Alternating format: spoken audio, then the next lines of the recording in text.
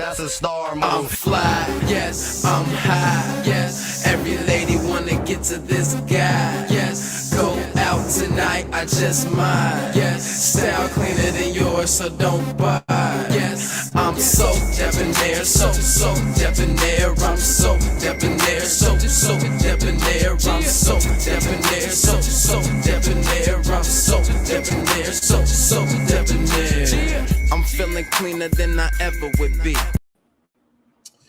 Hey, what's going on, everybody, and welcome back to my channel.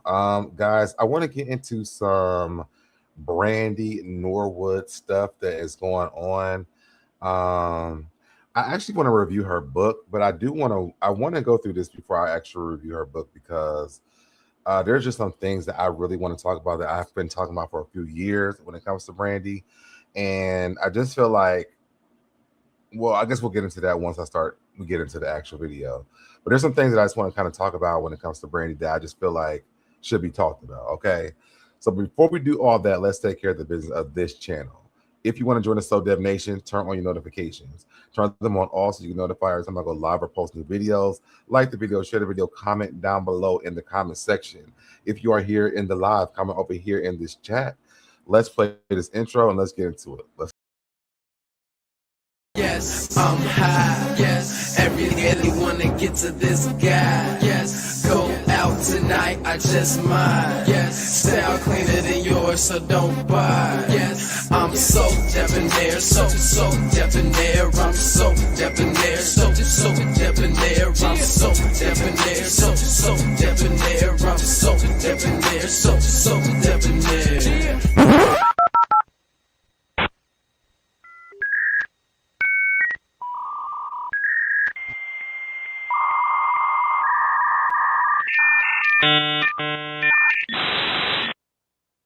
Welcome. All right, y'all. All right. What's up, Monale? You on mute, we can't hear you. But what's going on, y'all? I do have my friend here with me today to go over this Brandy stuff. I do want to say what's up to my people over here in the chat. You're still on mute.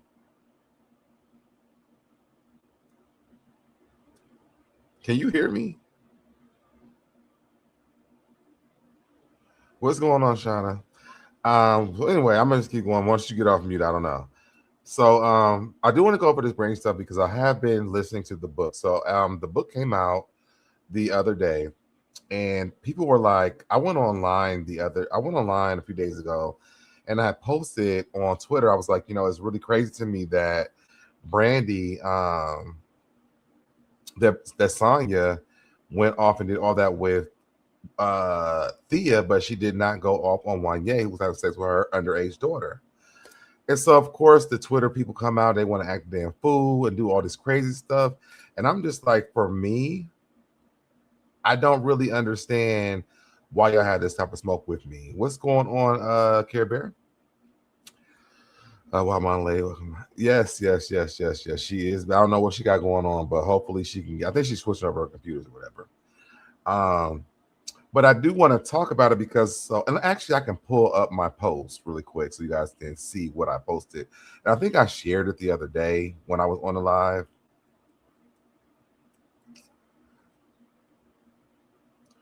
But for me, like, I just don't be playing around a lot with Brandy. Like, I used to be a really, really, really big Brandy fan. And throughout the years, I just kind of lost respect for Brandy because of the way that she's treated people, like, along the way. And I think that, for me, I think that title of the vocal Bible it got to her to the point where she felt like it was okay for her to disrespect people. And I just thought it was really rude, like when it comes to Monica, when it comes to Thea, when it comes to Sheryl Ralph, when it came to Countess Vaughn. Like, for me, I just never really took the way that Brandy treated them in a good way. So here go my post. Share this tab. There we go. Or actually, All right, so I posted this on Twitter the other day, and I said, since I'm up, I'm gonna drop this. I never understand how Sonja Brandy's mother had all that smoke for Thea, but let a grown man f her daughter. Y'all, it went crazy over here. As y'all can see, it's going on and on and on and on and on and on and on and on. People were upset, so they kept on saying, "You need to read the book, read the book, read the book." And so I went ahead and I got on to Audible, and I did get the book because I'm like, well, let me go on the book and see if she says anything different. I really just skipped to the part about Thea, and I'm going to backtrack and I'm going to actually listen to the whole entire book this week though, and I'm going to come on and probably do a review over the book, um, probably for until I get done with it because I do want to talk about it as I go through the book. I don't know if any of you guys have the book. Or are you interested in even reading the book? For me, I wasn't really interested in reading the book, but because people come and tell me to read it, I'm like, maybe I'll hear something different. But I haven't heard nothing different, and I just think that Brandy, from my perspective of listening to the book, Brandy had low self esteem when she was a kid. What's going on, Whitney? She had low self esteem when she was a kid, and her parents played on that because instead of them telling her, I mean, I guess some of us grew up differently. So Brandy would always be like, I don't look like this. I'm not cute. I'm not this. And as she's talking in the book, there's also girls that kind of look like she describes the way that she looks like with other girls, like the skin color and all that stuff. So I'm like, well, if you think that these girls are cute, then why don't you think you cute? One, but then two, the disadvantage may not be because of the way that you look. Although one of her, I guess, the guidance counselor told her that she wasn't cute. Um, but I'm like, the issue may not be that you're not cute. You just aren't. You can't. You might have a good attitude. Is what I'm trying to say. Um, and as we go through, Brandy's history with all the shows she's been on, you realize Brandy really hasn't had a really great attitude. If you take Moesha alone, from Countess Vaughn to Shirley Ralph, both of them did not have a great experience with her. And so then, as I'm listening to the book, she's talking about when she was on Thea and she went through her first cycle. And she says that Thea, I guess, made a joke out of it or something. And she didn't really go into details. And I'm trying to wait on my Anale to get here, so we can hear the clip together. But when she talks about it, she doesn't say exactly what Thea did to to make a joke out of it. So I'm like, well, Brandy, if you're going to give us a story, like tell us the real story, because right now it just seems like you might have been a little bit sensitive because she says that she was very sensitive and emotional. It was her first cycle or whatever, and she said that she had a lot of people around her. I can't think of the lady's her real name. I know she played Andale on Moesha, but she talked about how because Andale was on Thea too, and she talked about how she rallied around her and basically like walked her into womanhood. So I'm like, well, she has some positive people there, and I watched an interview with Jason Weaver where he kind of talked about Thea, and he said that his experience wasn't really that bad. He said, but he did know that Brandy and her did clash a lot, and when you hear Thea and you hear Shirley Ralph talk about, oh, Yvette, yes, thank you, Yvette. When you hear Shirley Ralph and you hear Thea talk about Brandy, you kind of hear the same story. The only thing is that Shirley Ralph didn't cuss Brandy out because that's just not her. Um, I'm gonna go ahead and jump to this, and then when Monale gets here, then we can go through it. So I want to start with I want to go down Brandy's list of people that Brandy has issues with, and the last one, the person that I really was shocked about was Kelly Rowland because they were just on this tour together. And maybe you know what? I might start with that one because I'm not even for sure what the whole story is behind this. But when I saw something like, well, they were just on tour together, so how did they fall out again? Because I knew they fell out before because of Brandy. I think she called her like dark skin, and then she told her that she needs to separate herself from Beyonce and Matthew or something like that. So I do remember that part. But then she just went on tour with them, and now I'm looking at her social media; they're not even following each other anymore. But this is all fair use for commentary purposes. So let's check this out. Brandy and Monica's The Boy Is Mine tour has went from one of the most anticipated tours of the year to the most messiest within a matter of days. If you haven't been keeping up with the drama, Beyonce has been in attendance for at least 2 shows, and despite being photographed with Monica and Kelly Rowland, fans on social media noticed Beyonce and Brandy have not taken one picture together and began. And I also wonder if this is the issue, because I also know that in Brandy's book, she talks about Dark Chat or Rodney Jerkins saying that he was going to go work with Beyonce and sell 5 million instead of Brandy. And I feel like Brandy has held a grudge with her since this. They were on tour, but it was said they didn't speak to each other. I did not notice that. I know I've seen that she's following Monica, but I didn't realize that she wasn't talking to. I didn't realize that her and Brandy weren't speaking to each other. So that's really crazy. I didn't know that. And I found it when I was watching this. And speculating the two singers are beefing. Brandy's brother Ray J didn't make things any better after going online and called out Jay-Z and Beyonce for not speaking to his sister Brandy despite attending the show, which was followed by Brandy's Instagram account posting a message calling out Beyonce, which her team later came out and claimed her account was hacked. It was hacked, and then they said it was Ray J, but to be honest, I think her and Ray J was sitting there doing that shit together. I think that Brandy. I don't think that Brandy is the person that people think that Brandy really is. I don't think she's a nice person at all. Yes, I know that's a lot, but that's only the beginning, because earlier today, The Breakfast Club revealed they have received information from many sources claiming Beyonce. So then I think they're about to say, but they're not following each other. And Brandy do not get along, and Kelly Rowland and Brandy are no longer close, and Kelly could be leaving the tour soon. Now it appears Kelly Rowland has also unfollowed Brandy on Instagram, but I guess Brandy has noticed because Brandy no longer follows her as well. Yeah, y'all, and that's still till this day, because this is Kelly's, and Brandy is not on here. You can see Monica's there, but Brandy's not following her. And then here's Brandy's, and Brandy is not following Kelly still to this day.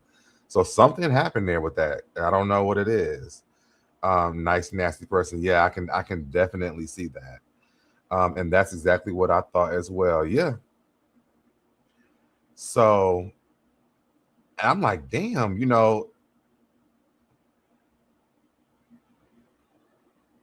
it had to be Monica is a good person.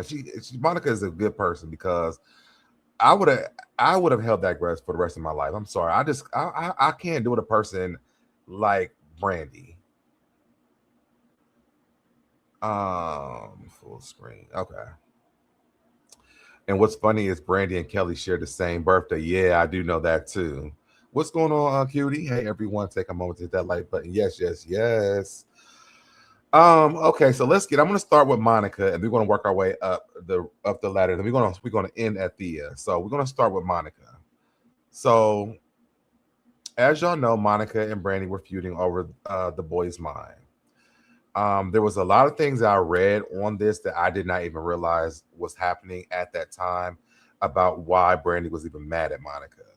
So this is the history and Brandy and Monica's messy, violent feud. Brandy and Monica are coming together once again, this time to co-headline a tour over 25 years in the making for Brandy and Monica's fans, The Boy Is Mine tour, in an epic moment for many reasons, especially considering the colorful past of the two R&B songsters have had with one another. But what sparked that major feud all of those years ago between the two child stars in honor of their iconic tour announcement? We're looking back at one of the biggest feuds of the 90s and how these two went from foes to genuine friends over the years. And I do want to note that in the book, because I've been seeing stuff like this or whatever, but in the book, she blames the feud on Clive Davis. Nothing is ever Brandy's fault, and it's going to be a pattern that we're going to start to notice. It says, when breaking down the history of Brandy and Monica, you simply have to start with The Boy Is Mine.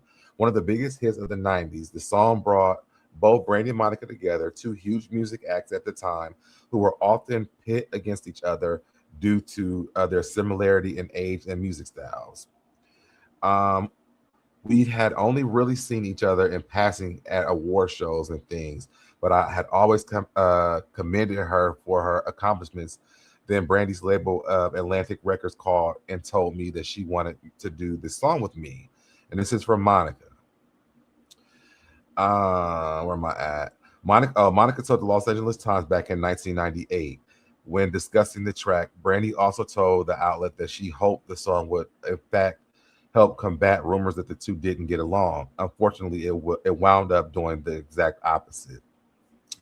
The song was a hit, spending 13 weeks at #1 on Billboard Hot 100, and even earning them both a Grammy. According to reports, however, Monica was not too happy back in the day when Brandy performed the hit single solo on the Tonight Show.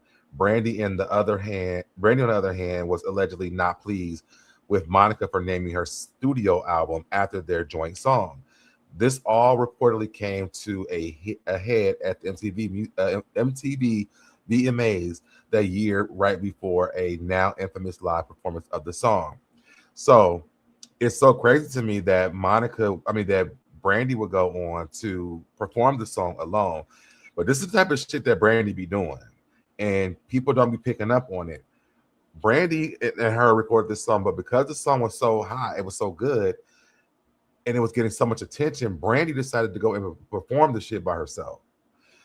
Why would you not have Monica on, go perform the song? Where did they say this was at? She performed the song on the Tonight Show. Why wasn't Monica invited to that? And so then, as the years go on, you guys will even notice, like, The Boy Is Mine will be on Monica's album, then it'll be taken off, then be put back on, then be taken off. Even during the verses, right after verses was over with, before verses, The Boy Is Mine was on Monica's on her Apple Music. When it was over with, they took it off of Monica's Apple Music. You couldn't stream it on hers anymore. You had to go to Brandy's album to stream it. But that's the type of shit that Brandy be doing. So let me keep going and finish reading this. And I don't understand why she was mad at Monica for naming her song. It was Monica, The Boy Is Mine. Why couldn't Monica name the song? Name her album that? Brandy wasn't naming her album that. It says the two reportedly got into an altercation while rehearsing for the 1998 MTV Video Music Awards. The news of this naturally hit the tabloids pretty swiftly, so much so that their managers at the time released a joint statement addressing the so-called feud and blaming the media for the disturbing rumors. Believe the ongoing negativity was totally unfair per people. Monica even later confirmed that there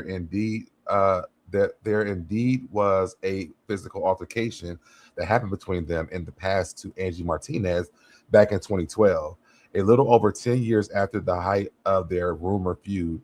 And that alleged altercation, the two seemed to be in a decent place, teaming up again for another song. That other song that they had was horrible. I hated it. It All Belongs to Me. I did not like that song at all. Let me see if I can get my Adelaide on here. Hi guys, I'm so sorry. I had to reboot my internet because it was being messy like this story. Let's keep it going. Can you hear me? I can hear you perfectly. Okay, cool. Okay, so we're talking about Brandy and Monica right now. Right. All right, so we're down to them with their first reunion when they recorded the song "It All Belongs to Me." Mm-hmm. It says, while the song was nowhere near the success of The Boy Is Mine, it did signal that the two singers were in a good place with each other, even promoting the song with interviews and performances. Brandy said in the interview, at the time, we just had a really good time just recording it, going back and forth. It was a lot of fun. While things seemed great for them at the time, just a few years later, their relationship seemed to hit another bump in the road, this time having to do with one of their biggest icon mentors. And I think this is when I really was like, you know what? I'm over freaking Brandy. I'm over her. When this whole Whitney Houston stuff happened, I was over her. Mm-hmm. So Whitney Houston passes away. Both Brandy and Monica shared a very special bond with the late Whitney Houston. If you remember, Brandy starred alongside Whitney in Rodgers and Hammerson, Cinderella, and even named her sixth studio album 211 after the date of Houston's passing. Monica has also been incredibly open about her bond with the late singer, telling Entertainment Tonight, the past 10 years is like 10 minutes or 10 days to me when discussing the anniversary of her passing. Back in 2017, they both posted their honor Whitney Houston's birthday, but those posts wound up igniting a feud that fans long thought may have been dormant. So it says, "Happy heavenly birthday, Nippy. You still inspire many and touch hearts daily. You will forever be the greatest. You will forever be missed," Monica wrote in her post to social media. Now, of course, Brandy cannot let Monica write nothing about Whitney Houston without Brandy having to make it bigger and better. So just a few hours later, Brandy took to social media, writing her own post. You live on in me. I can feel your spirit inside of me and all around me. My angel, my friend, my fairy godmother. I love you forever. Thank you for trusting me with the torch. Now, why? She went on to add that she will remember every moment she had with her. Well, Monica fans were not too pleased about this post, many accusing Brandy of making the post about herself and viewed it as a jab at Monica, because when did Whitney Houston pass her the torch? Yeah, that's what I'm trying to figure out too, because she had love for both of them. She supported both of their careers. So You already know what's happening. I know Brandy is the GOAT when it comes to her voice. She has a beautiful voice, as well as Monica. They both have two different levels that they hit when it comes to musical, vocality. But the passing the torch thing, when did she do that? Right. Now, I mean, if we want to talk about passing a torch, the candy shop says it's Cinderella. But you know what? Whitney Houston also passed Monica a microphone while she was on the stage at the Apollo. So, I mean, was she passing her the torch too? That's what I'm saying. Like, I just can't. And Monica was like a youngin' at the time too. So, I mean, they did pick Brandy for that because one, Monica was hood. Monica was not going to be playing Cinderella. She might have been playing Cinderella, but she wasn't playing no Cinderella. She said no, just the mic. Just the mic. But I mean, she was like, "Listen, baby, you sing this song." She let her sing on the stage, and I believe she did that before Brandy even sung with her. I just think it's funny that she wants to one up her. Like, I love Brandy. Yeah. Is an amazing artist. She's been around since I was young. You know what I mean? Early 90s, mid 90s. So for me, I'm just kind of like, you don't have to do all of that to one up her. And I find it to be messy because you listen out my friend, my godmother, my angel. She's everybody's angel. You know what I'm saying? She's everybody's angel. I don't think it's right that she wants to. You live on in me. I can feel your spirit inside of me. Like, it's like, girl, are you okay? Did you eat her or something? Like, how you feeling her? Like, with all this stuff that's going on, is y'all eating her? Right. It does sound insecure. She sounds very insecure. But again, y'all, so what I was telling you guys is, like, in the book, Brandy, when Brandy starts off this book as a kid, she had low self-esteem. So in order for her to feel better, she has to down Monica growing up. That's what she did. And that's what I got from the book so far. I'm still reading. So, but so far, this is what I've bully. Huh? It's kind of giving bully. Like, it is. Like, you can't say nothing, but I have to say something more than what you've said. Like, right. Because I wonder if she would have even made a post if Monica didn't even make one. Clearly, it wasn't until after the post. She should have been the very first one, since you feel her in the spirit. Yeah, I mean, shit, that morning she should have woke up feeling it all in the spirit. That's Whitney Day, baby! Whitney! That's your fairy godmother, boo. Like, what's up? You know what I'm saying? What's going on, princess? Hey, popping in while I'm president with his kids on recess. Okay, what's going on, Toria? I don't play these Hollywood walk of games much attention. They actually are not picked by IKEA board of executives. You buy yours. Oh, do they for real?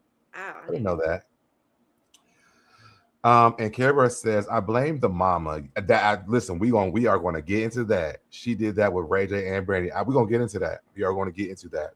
We are. So we hear she had to one up Brandy. So Brandy at the time clapped back at the haters in the comments and looped Monica in the process, writing, Monica needs to really check her evil ass fans. She added, me and Whitney have nothing to do with anyone but the two of us. We made history, and I cared more about being with her than I did about anything else. I feel like Monica should have went and bopped her in the damn head again. I don't understand why she's got to keep the drama up. To me, there are ways that you could just not even add her, like she told her fans to go jump her like she was Nicki Minaj. You know what I'm saying? Like, this ain't no Cardi But her B fan base is a lot like the Barbs, though.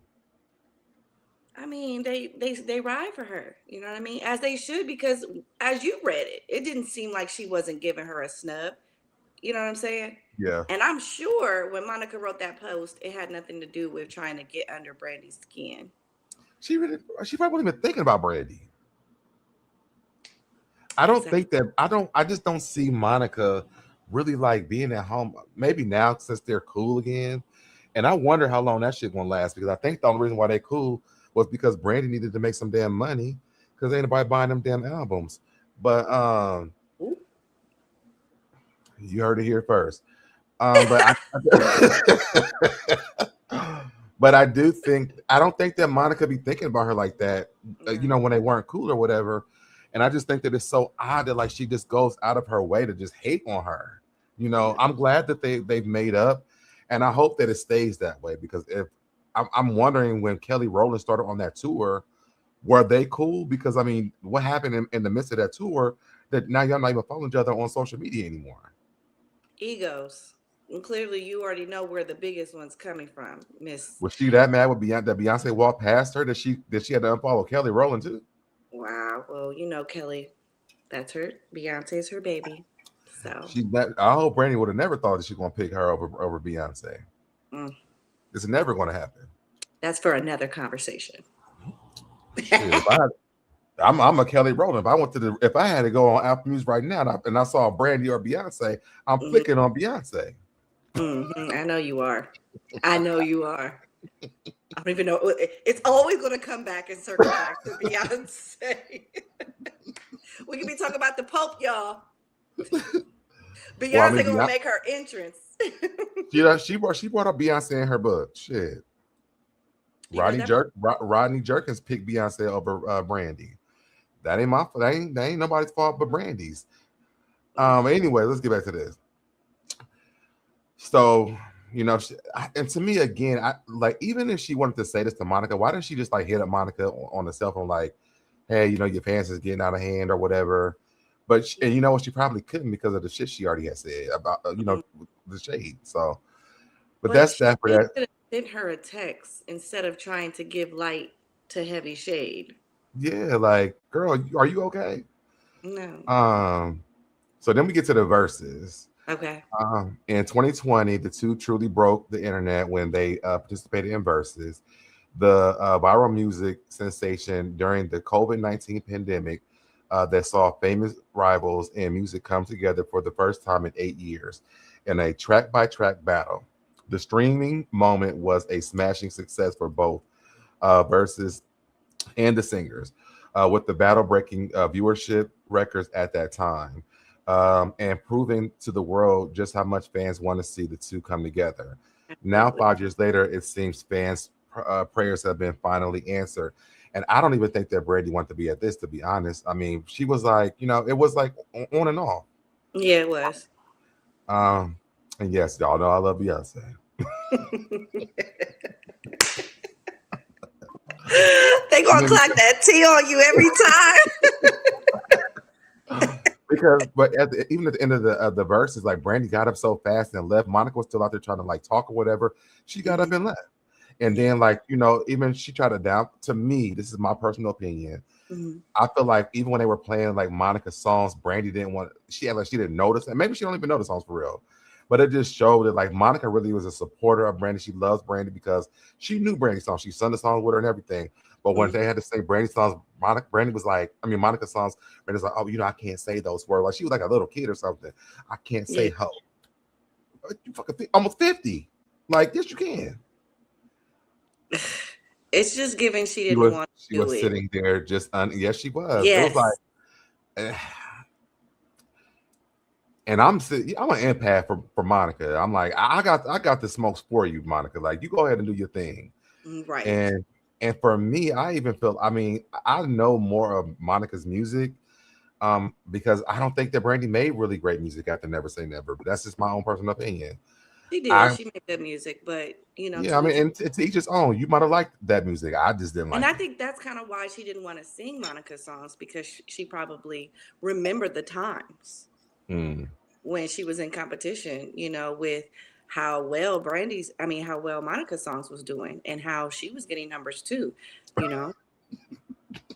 Well, and again, like I don't downplay people who like Brandy's music. Yeah, it's cool.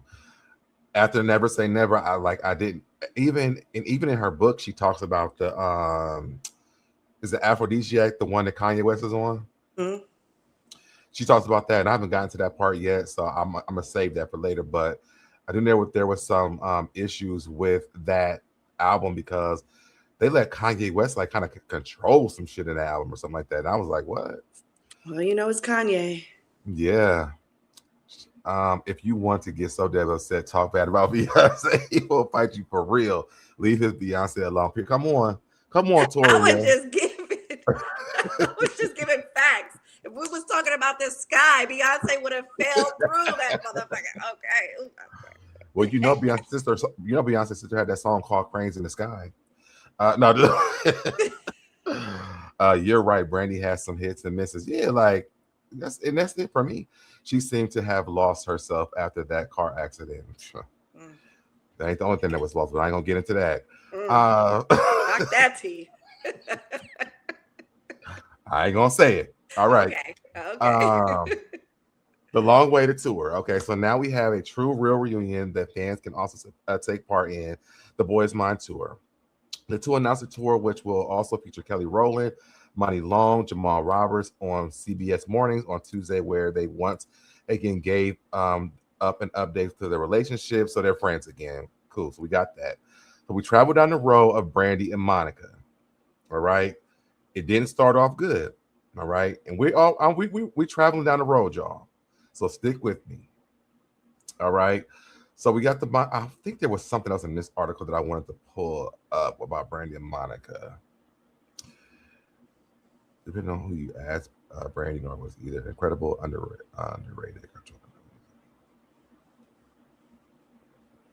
Hold on, I'll make sure there's nothing here.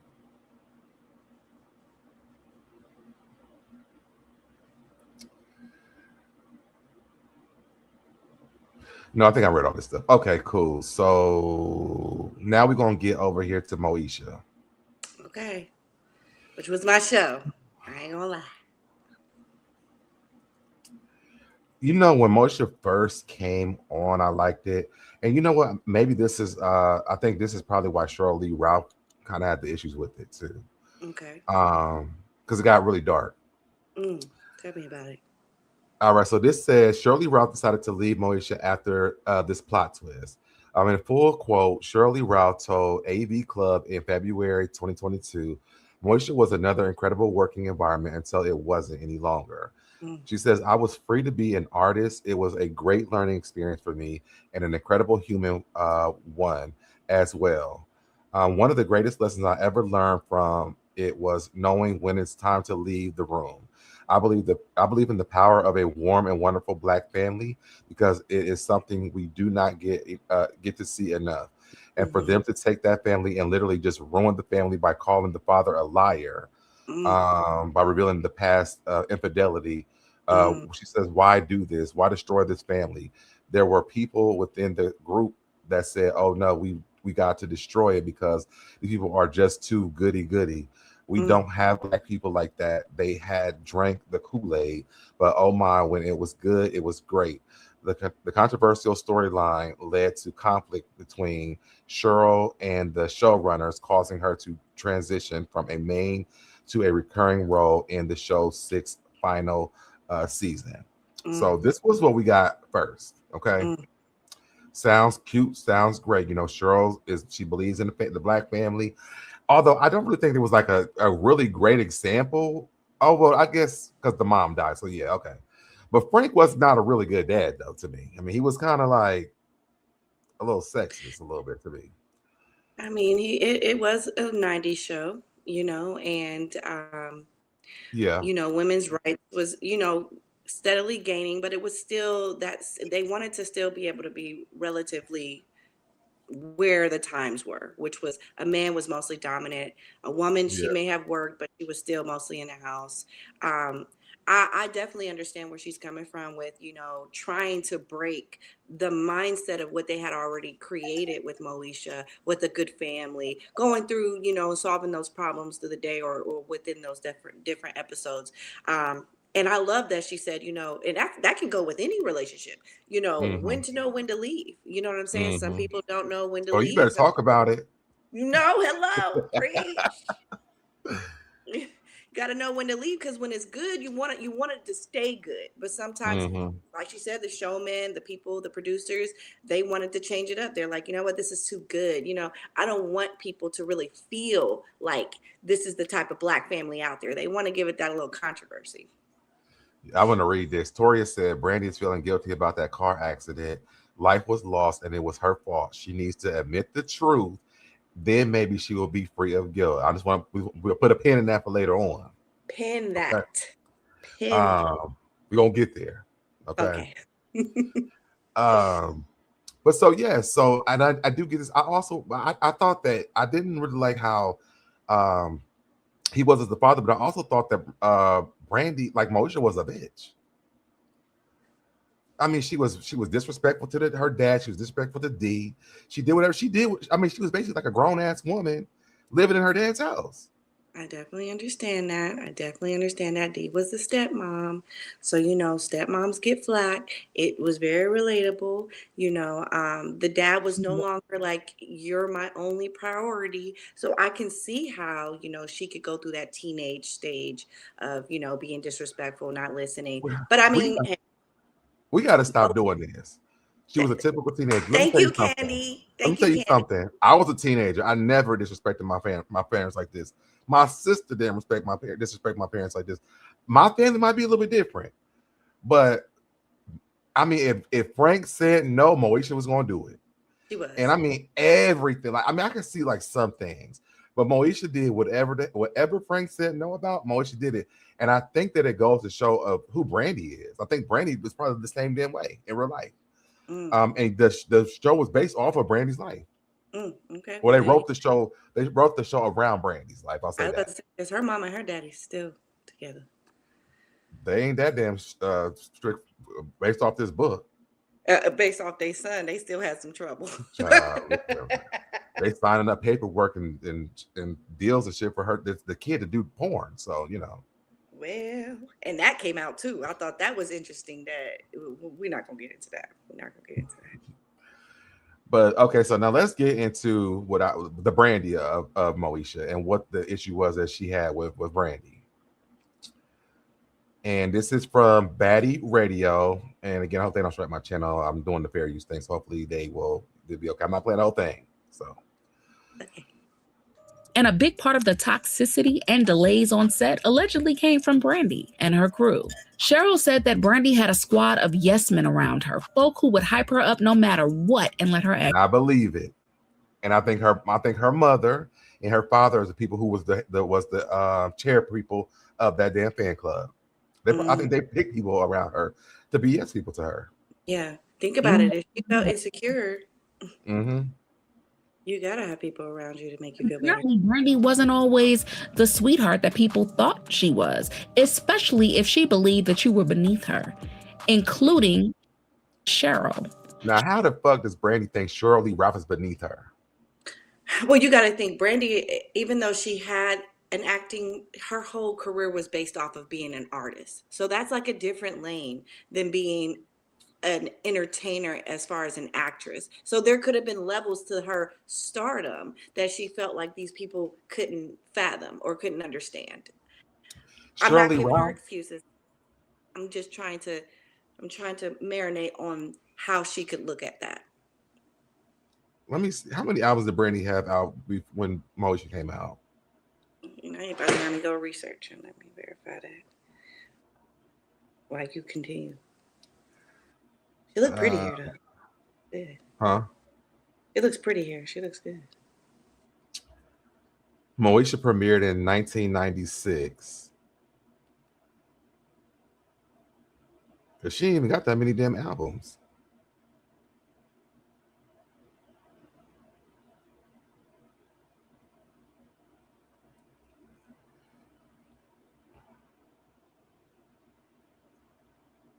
Look at us over here doing our little research, because we be sitting here saying stuff, and then we be like, hold on, let's verify, let's check that out.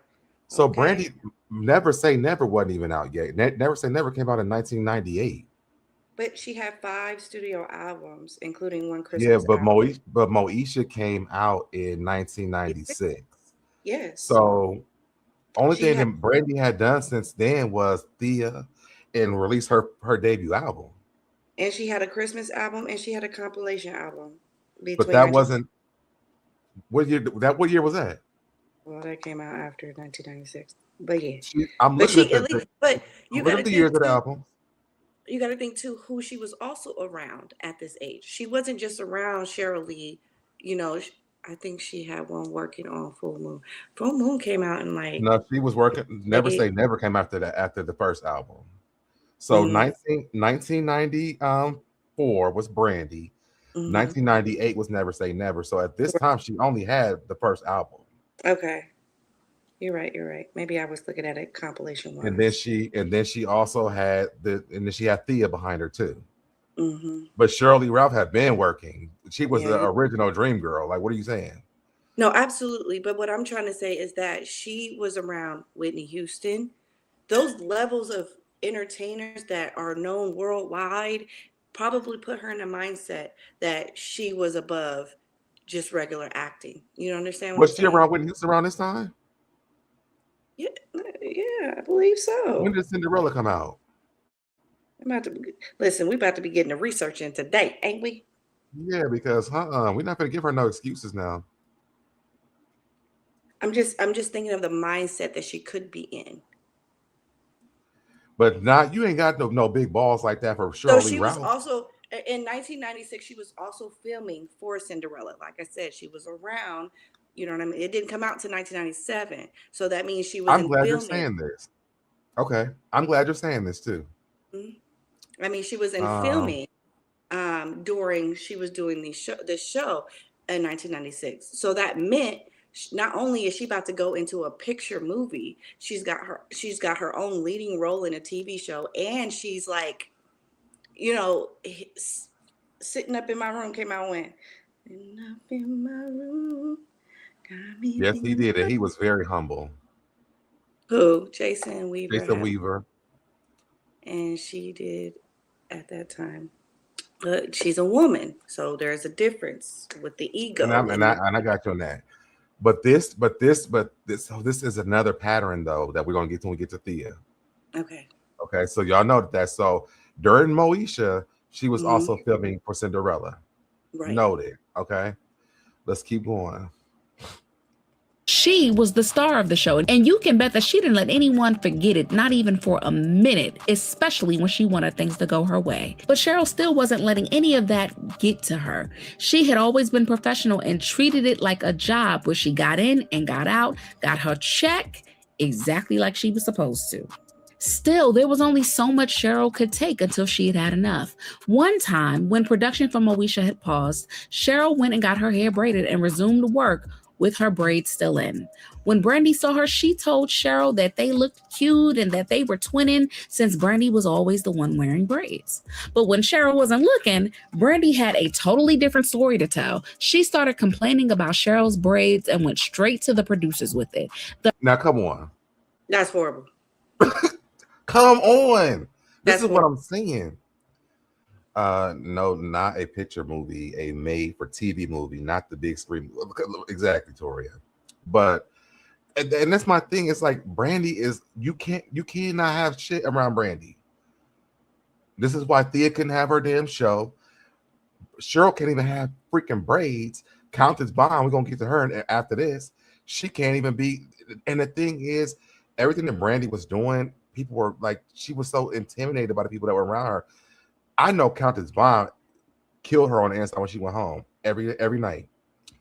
Sheryl was in that movie with Denzel, and she had been on that show. It's a Living.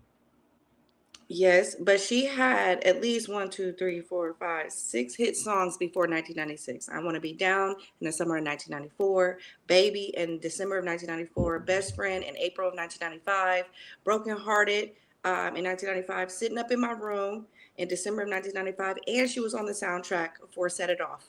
Huge. That's Sitting in My Room. Yes, Missing You was in 1996 while she was in. Oh, that's Waiting to Exhale, Sitting Up in My Room. Sitting Up in My Room was on Set It Off. That's Waiting to Exhale. No. Sitting in My Room, Exhale. So that was 2 major movies that she. So you can see the mindset of why she felt like she was up here. I'm not saying it was right. So I don't want y'all to think that I'm saying it's right. I'm just putting y'all in the mindset of what she was doing in her career to even put her in this position. She was still young. She was still a child. You know what I mean? She was still not even a grown adult, and she was making decisions, based off of all of these accolades that she had. So I can understand the ego. You understand? Mm-hmm. I get it, but continue. That makes sense, though. See, this is why I needed you here, because I was going to talk shit about her. So I know, but I'm here as a devil's advocate. But I don't think that it's cool that she was messing around, telling people like you can't have braids. Maybe she just wanted to differentiate her. Separate herself from other people so that way they didn't confuse her or bite off her style. I don't know. Yes, she was in a kid's mind. Yeah, she would have been, and her ass would have been in the kid's place too. But mama and daddy wasn't doing that. Mom and daddy would have been in the kid's place.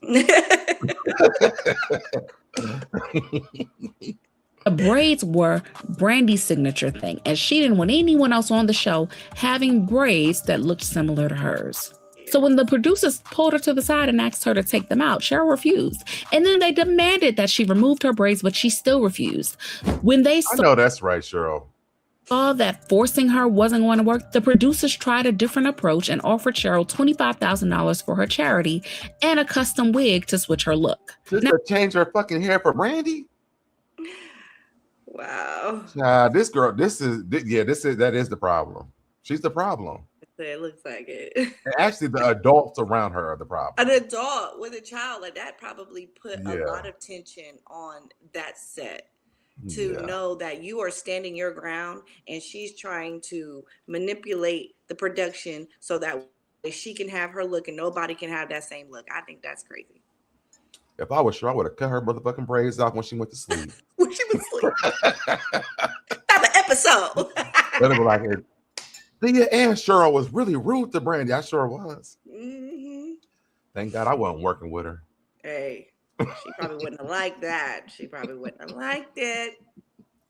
Now, Sheryl eventually agreed, but the whole situation really hit her hard. It wasn't just about her hair, it was about respect, or the lack thereof. Imagine being a seasoned actress only to get hit with that kind of shade. It really felt like an aggressive slap to the face. By the time season 5 rolled around, Sheryl was done. The Moesha set had become a straight up nightmare, and it was taking a serious toll on her. The relationship that she had hoped to have with Brandy was now a thing of the past, and Moesha really wasn't about the characters anymore. There were a lot of storylines being abandoned, and it was more about the backstage drama than making a good show for their. You know why? Because this one with this red vest on right there. That's why. Everywhere she goes, it's drama. They should have just called it Brandy. Call the shit Brandy. Been like, you know how they had that Hannah Montana where she was. Shit, they could have had Raven on this in the future. Bitch, you can probably do this one. Don't do this. Girl, just take the braids. Don't even get the braids because Brandy ain't gonna like it. Don't even do it. Just take the $25K and move on. Unless she you want probably 25K still for your said no. You know, she probably still said no. And they was like, come on, girl. Just it's just braids. You can wear. Mm-hmm. He probably added that custom wig too. Give me a wig and then I'll do it. Right.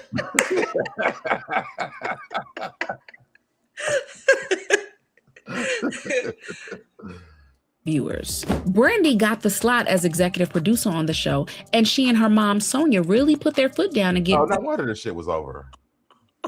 Ray J on the show as Frank's illegitimate. This was when they had a Ray J, I was like, yeah, it's a wrap. It's a wrap. Look at that smile. This is how you know they was on some bullshit. They're like, gotcha. Gotcha. Like, yeah, I'm here. I'm here. Narcissist behavior for sure. And she's still like, she is like, I'm telling y'all, Brandy is not a good person. I will never believe that until I actually see her be a good person.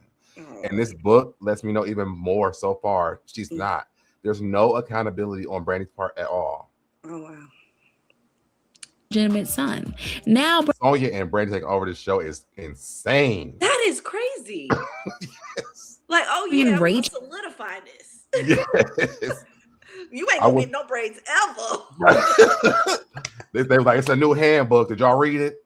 Don't feel no braids. Sheryl, want to come up here with some braids on? Nah, bitch. We in control now. No, she got come that in here custom. with a braid if you want to. I'm docking your pay. Wig. Matter of fact, from now on, we taking care of the hair. Oh my God. That's hilarious. I can see it too. I can see it. Going in there doing the check. Okay, we good. They got a sign outside the door, no braids allowed. That is crazy. Look, Ray J telling his shit. Right. He's like, Bram. Right. You know Sheryl got braids? Right. I'm about to call the producers right now. She's like, I know. Oh, no, she don't. Don't let her in. Don't let her in. Do not let her in here. Show her the contract. Show her the contract. Oh my God. And dock her pay. Day on the show was the worst thing that could have ever happened to Moesha, according to Sheryl. Frank had his moments on the show, but suddenly making him a liar and a cheater? Like, what now? Sheryl felt like that storyline destroyed the family at the heart of the show, and she wasn't here for it. Moesha was supposed to be about love and unity, not about soap opera level chaos. And on top of that, Sheryl was dealing with some very heavy personal struggles. Her marriage was falling apart, and she had been open about battling depression and high blood pressure during this time. It makes sense. Working with Brandy, it'll give it to you, babe. Listen, your points is becoming more and more valid. Losing her marriage, blood pressure, health issues, like I wonder how was like, can you please stop talking about Brandy today? Can you just cook the roast? Just cook the roast. But I gotta tell you this, baby. What happened on set today? She's like, I had to take my motherfucking braids out today. Look, she came in the house like this. Oh my God. Oh my God. She probably came on. He was like, well, I thought you had your hair braided.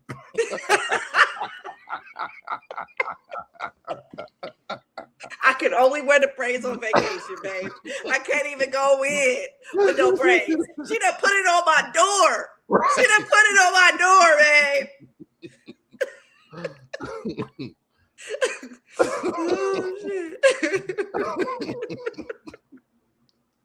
So being in this toxic work environment was the very last thing that Sheryl wanted, and she made the tough call to walk away from Moesha. And honestly, who can blame her? There are times when you just have to choose your peace, and that is exactly what Sheryl did. Right. God, when they let me go from Moesha for a whole bunch of things I will not discuss, and I realized, wait a minute, first of all, I did not deserve that. Right. Second of all, it's their loss. And let's just say that and that's the truth. Like, they didn't even know who they had amongst them, to be honest. And maybe they did, and they didn't give a damn. They didn't. But that's the thing for me. It's like you had Sheryl Lee Ralph, like anybody that is in the field of acting, Sheryl Lee Ralph, Jennifer Lewis, Loretta DeBombe. I just want to be an extra on the set. Honey. And you know, she probably came at her on many occasions as a mentor, because you can just tell by the way that she talked now that she wasn't like disrespecting her or getting at her. She probably was like, baby, I'm a grown woman and I should be able to wear braids. And she was like, oh, okay. Make sure you got that and make sure you tell them. Like she went telling. And then on top of that, what probably was even more worse is having her become part of producers, like being a producer. Yes. What? Like that was even more solidifying that they wasn't giving no about what she was talking about or what she's expressing. Like as a woman, I'm a mature woman. I done did many movies. You know, I feel bad for her just thinking about it. Brandy, she probably was one to talk to Brandy. She was like, you know, I'm a grown ass woman, and I took these braids. I Brandy like, no, you actually forgot one. This is giving Will Smith. This is giving Will Smith. It's giving Prince of Bel-Air when, you know, the mama switch. It's giving these egos, these 90 kids egos. It's crazy to know that she was treating her like that. It is. Chose to leave at the right time because the series came to an end just a year after she left. She moved on, but the trauma from the set still lingers, and it's clear that she got some unresolved feelings about how things went down. And what Sheryl just revealed has gotten the whole internet buzzing. Hearing that Brandy was a B to Sheryl Lee Ralph has got me truly looking at her funny. People always said that Brandy was a B. Brandy was really beefing with Sheryl Lee Ralph because they both had braids. Come on. Like, that's the craziest shit to me. Brandy seemed to have a beef with a lot of people in the 90s. Name them. Thea, Aaliyah, Monica, and now Sheryl. The common denominator is Brandy. Have y'all heard any more stories about how Brandy allegedly treated her? No, I ain't heard nothing about no damn Aaliyah, though. I didn't hear about Aaliyah either, but it doesn't surprise me because they're both music. You know, they're in the music. They're around similar producers. You know, I think that she didn't have any issues with Aaliyah because I feel like she thought Aaliyah was beneath her. I don't think that she would even think that Aaliyah would be in a running for her. Wow. You know, during that time. Like, but where's the humble pie in all of this? Where's the gratitude for even having people put her in that position of stardom to just act like some tyrant? Where's the humbleness? I don't think that word is taken out of the dictionary in their home. I could believe that, especially if the mother, because it starts at home first. Because she enables them, like when she we're going to watch something that she's talking about in a few when we get to Thea, but just the way that she doesn't hold Brandy accountable or Ray J accountable for anything. She's made her so many millions. Why would she? Well, I mean, that's true. That's true. I mean, think about some of these black homes, how mothers be, you know, taking child support and, you know, or one of the daddies come do something. Like, it's the favoritism of it all. You know what I'm saying? Brandy is the breadwinner. I mean, I know y'all don't want to hear about it, but I just couldn't see Beyonce treating Tina like that. But we don't know. I'm joking. You froze, so I don't even know what you said. I know. I was just saying that, you know, you're right. We don't get that from, you know what I mean? From Beyonce. Even Aaliyah. And even if it would not get out. It would not get out. Yeah, but I mean, if you think about Monica, like Monica's mom was her manager. Monica wasn't out here doing the same, like treating people like shit. You know what I'm saying? Aaliyah, her mom threw her away to R. Kelly, and still she didn't go back and treat her like shit. And she didn't, and they didn't treat their parents like, you know, I'm the breadwinner. So there's no excuse for Brandy to be the way she is. Her beef with Aaliyah was something about the age ain't nothing but a number record. Oh, really? I never heard that. Let me see if I can find that. It makes sense since, you know, the industry did try to pit them together, like pit them against each other in the industry. Can you hear me? Yeah. Okay.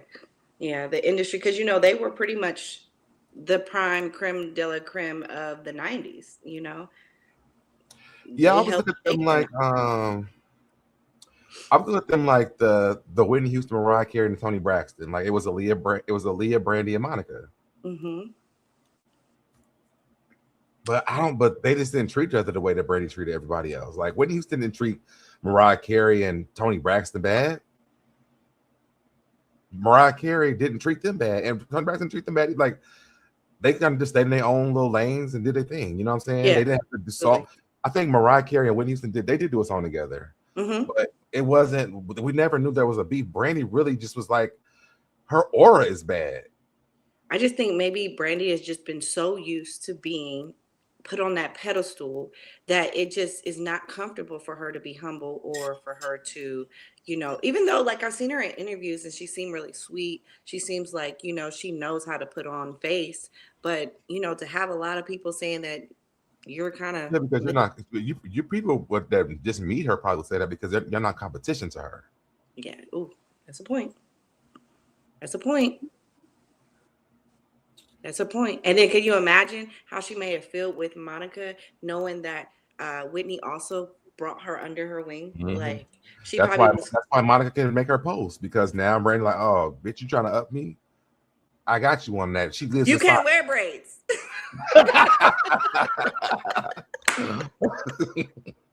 You can't have Whitney either. She passed me the torch. Right. It's coming back full circle. Can you see it? I can see it.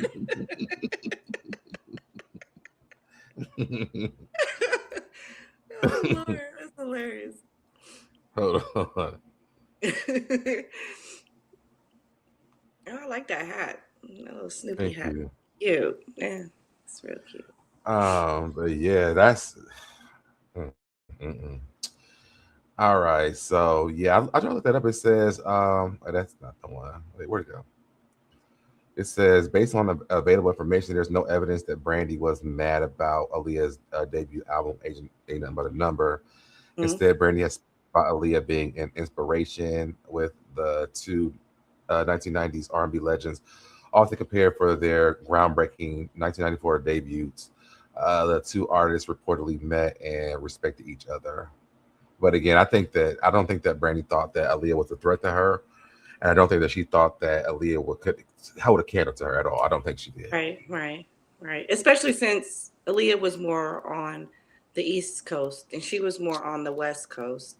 And I feel like also like the upbringing, like you said, Monica was more hood. So she probably really had some realizations of life that made her a little bit more humble than Brandy always being in Hollywood on that Hollywood stuff. You know what I'm saying? Like, I could see, you know, I'm just trying to like put myself in that mindset of why she would even feel that way. But again, she was a child making good money. You know what else too, though, that I think? Sorry, go ahead. I'm sorry. I mean, go ahead. What else I think too is she has a problem with like hood chicks, because Monica was one. Yeah, well, but her biggest issues was Monica and Countess Vaughn. Aaliyah wasn't no hood chick. She was definitely not. She was really sweet. Yeah, a lot of people loved Aaliyah, like on levels outside of her music.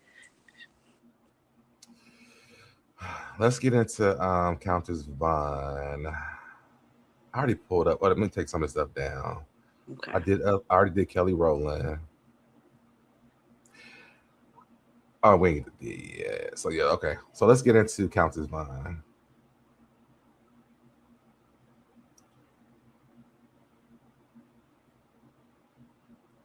Of strife on the set. Brandy. This is Baddie Radio, so go ahead and subscribe to the channel. Would say the Countess said bad things to her in front of people. It was because we were teenagers. On the show, are we gonna? What Toria say? There was no beef back in the day with Aaliyah, and the media created that fake beef. Okay. Thank you. Yeah, I didn't think there was one with Aaliyah. I never heard that one before.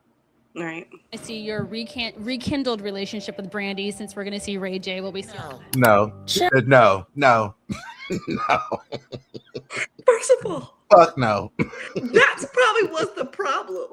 As soon as Brandy was like, no braids, she was like, no.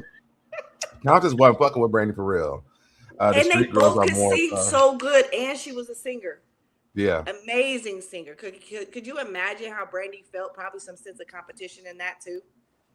And I thought it was really interesting that hold on, let me read this comment real quick. The street girls are more relatable. Brandy was, and that's very true. I thought it was also interesting that even on Moesha, Brandy couldn't sing magically but Countess was there singing her ass off that entire time. Maybe they didn't pay her enough for it. It was her show. I'm just saying, maybe she wanted royalties, or maybe she wanted something more. Because I just can't imagine. Think she wanted to sing. I don't think she wanted to sing next to Countess. Probably not. Probably she was probably tired. I want to rewind that back. I want to see that again. That face was crazy. She said no. She's like, things are in front of people. It was because we were teenagers. On the show, are we going to see your rekindled relationship with Brandy? Since we're going to see Ray J, will we see? No. That no was quick, like Bambi's no. Yes. Wanting to get back with Scrap.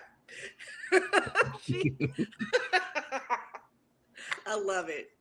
Okay. All right. Well, not Countess Vaughn keeping this beef going by trying to expose how Brandy allegedly made her life miserable while filming Moesha, especially since it's been over 20 years since the show ended and the two of them haven't really had much to do with each other since. But if you heard what allegedly went down or the way Brandy treated her on set, then it really isn't too difficult to see why Countess still has a bone to pick with her even after all of these years. There has always been talk that Brandy was kind of a mean girl in the 90s when she was at the top of her game. And if you know, it wasn't just talk, because Brandy really was a damn mean girl. You ask Countess, it was just as bad as people thought. And she's not moving on from the situation until Brandy apologizes and acknowledges that she did her dirty.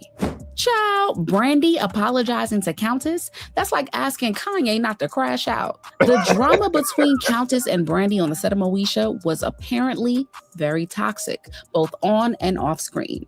Because did y'all notice that Kim and Moesha were sort of like frenemies? There was one episode where Moesha basically implied that Kim was too dumb for college and that she wasn't prepared for the future. Oh, and do y'all remember that one time where Mo and Niecy were making fun of Kim's weight and she overheard them because they forgot to hang up the phone after a three-way call? And this is and I wonder, was that around the same time where the mother and Brandy took over that damn show? Because why would they? Never mind. Say it. I'm just saying, like, it makes sense why they would bully her and had the free range to bully her. Because who would write that into a script? Right. And the thing is that I watched another interview from Fredro Starr, where he talked, actually Fredro Starr and the boy who, I forgot what his real name is, but the guy who played Miles, they both talked about how the beef between Brandy and I was gonna say Monica, Brandy and Countess is that people kept saying they watched the show for Countess. Like she was the person that they tuned in for. They didn't really tune in for Brandy like that. I can definitely see them backstage having snide remarks, getting off set. She definitely standing her ground. Brandy, like, I can get you fired. So these egos, you know what I'm saying? Not to say that Countess didn't have a reason to feel like, I don't like the way you're talking to me, or I don't like the way they're portraying me. She should have took a page out of Monica's book and bopped that in the head. She probably was mad she got braids. She probably was. I heard them on the radio here in DFW, and the way she sat there and shaded Countess was crazy work. Love Mouse, he was so cute. Yes, I'm gonna tell you. I'm gonna show y'all later on. But y'all know that there was like, so you said you don't really remember Thea, but on Thea, Miles was on Thea, and Dale was on Thea. And Countess Vaughn was on Thea too. I did not know that. Yes, that's a beautiful thing, and she continued on with her career too. Yeah, but they all went over to Moesha. They did. And then it went over to the Parkers. Is why you don't rewatch your favorite childhood shows, because then you realize just how messy they were. And especially this one. There were a lot of moments where Moesha just plain acted like she was above Kim in every way. And who knew that this was the She wasn't playing. Nature of Brandy and Countess's relationship in real life? Just like Brandy, Countess had been trying to make her way in Hollywood as a child star. She made her acting debut on the 4th season of the show 227, where she played a child prodigy, Alexandria DeWitt. She remained on the show for just 1 season, but she quickly found other acting gigs on shows such as Hanging with Mr. Cooper, Thea, and Rock, before she landed the role as Kim Parker, Moesha's best friend on the show. Are you starting to see the pattern? Yes. She's on shows with people who have like a history of working in the industry. Yeah. And but she needs everybody to like her the most. She needs to be the center stage person. So you have Sheryl Ralph, you have Countess Vaughn, and these are women. Yeah. No, I see it.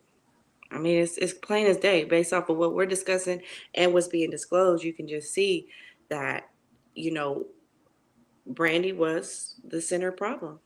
You have Whitney Houston giving Monica a damn microphone at the stage at the Apollo. Brandy probably melted in her seat, y'all. You know she did. That's my Whitney Houston. That's my mic.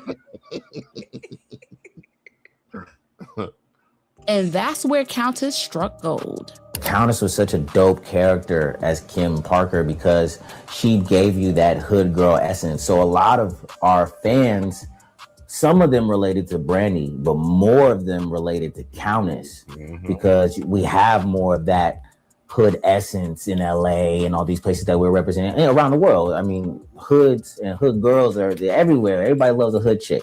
Her character was confident, sassy, cheerful, and a lot of times imperfect. That made her very relatable to the audience. I wonder, did she see Monica and Countess, and that was kind of like viewed her not liking her? She was into music, and you know she probably sang everywhere she went. Oh, I'm pretty sure she did. She probably wanted to hit. Countess. This is my show. Don't be singing in my hallways.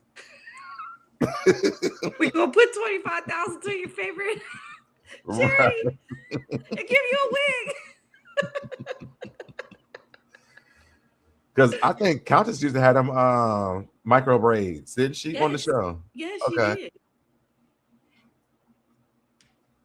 Hey, especially when you compare her to Moesha. In fact, many of was that an old housewife? Oh, hold on. Swear to God, that looked like the Asian lady. Oh, that was Lisa Wu. Yes. Perfect. That made. Oh yeah, because she was on that show, Hollywood Divas. Oh, okay, yeah. Yep, remember. Made her very relatable to the audience, especially when you compare her to Moesha.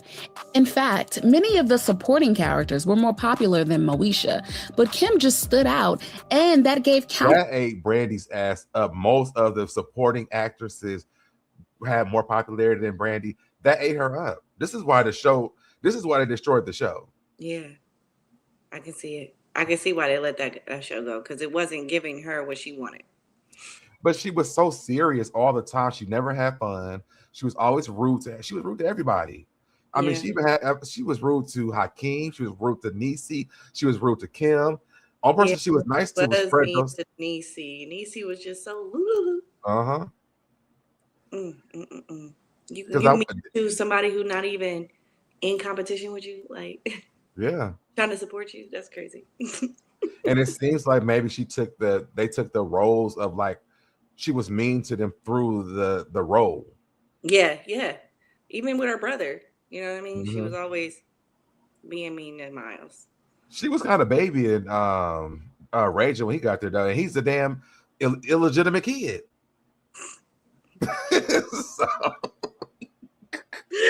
Oh my God. Ray get that check for him and his mama. Right. And I love the Parkers too. I still watch the Parkers at night before I go to bed. Either that or Girlfriends. Yes, Parkers was great. I loved Parkers. Did you know, fun fact, because y'all know Girlfriends is one of my favorite shows. So Girlfriends is a spin-off of Moesha. No. How so? Maya, what adult? Maya is I think Maya is, so Dorian's mother is Maya's sister. Mm-hmm. And Maya is on Moesha with Jabari.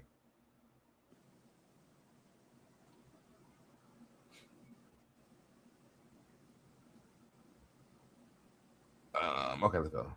Just a new level of fame and recognition. Kim Parker was so beloved by the audience that the creators went ahead and created a spin-off show called The Parkers, which followed Countess's character, Kim Parker, and also Monique's character, Nikki Parker, who were mother and daughter and attended a junior college while navigating issues within their relationship. As much as Moesha gave Countess the push she needed in Hollywood, dealing with the star of the show allegedly being a mean girl to you really sucks the joy out of the job. Brandy, as a young lady with so much success and going through so many things and a lot of pressure on her, all of us with a lot of pressure, it only takes certain things to make people snap off on each other. It wasn't something that was often, but it did happen. Now, it isn't like the beef between the two of them was just rumors or speculation. Both of these women have said that they don't really mess with each other too tough. About a year before Countess left the show, Brandy told Vibe in 1998 that, "I think she's very funny, very talented. I just feel like she wants to be in the position I'm in. People tell her, you're the reason why the show's successful. And she's told me that before. And she's called me a B to my face. She said, I'm the reason." As she should have. "Why the show is successful, B, in front of a lot of people." And I just looked at her like, wow, I couldn't say nothing about her because I wasn't about to. She knows. She wakes up and looks at herself in the mirror and gets real disgusted. Brandy didn't say nothing to her because she didn't want to get bopped in the damn head like Monica did. And that's what we're talking about, Andre. We're talking about the book, but we're this is before the book. We're going down the lane of Brandy being a mean girl. And we know that the Parkers was a spinoff of Moesha. Yes, so Deb knows every scene of every show or girlfriend. Yes, I do. Word for word. Yes, I do. What each character said, he knows all the lines, girlfriends, and Beyonce don't. Facts. I've actually been doing like a girlfriend's like a throwback thing on Twitter where I'm taking clips from famous things from girlfriends and posting those clips on Twitter. So if y'all like girlfriends, go over there. I do like a daily clip. A girlfriend charades. I've done one before. We can do another one though. I'm down for it. I actually want to do. I'm actually thinking about doing like a review the episodes, like start from season 1 and review the episodes. Oh, that's gonna be fire. That's gonna be fire. Because I mean, I do know all the words, so you know. That's crazy. That's crazy. Oh my God, we should find the most like the people in your your crew, your community that knows this show, and we should like do like a game for real. No, we've done one on the channel before. Yeah, you said that. That's what I'm saying. Like, I think we should do it. I'll probably get some people off of Twitter too, because those posts on Twitter have blown up. Like I have a whole thread of it, and it's like people love that show. Yeah, it's a good show. It's a good show. Because I normally use Kahoot and do it. Okay.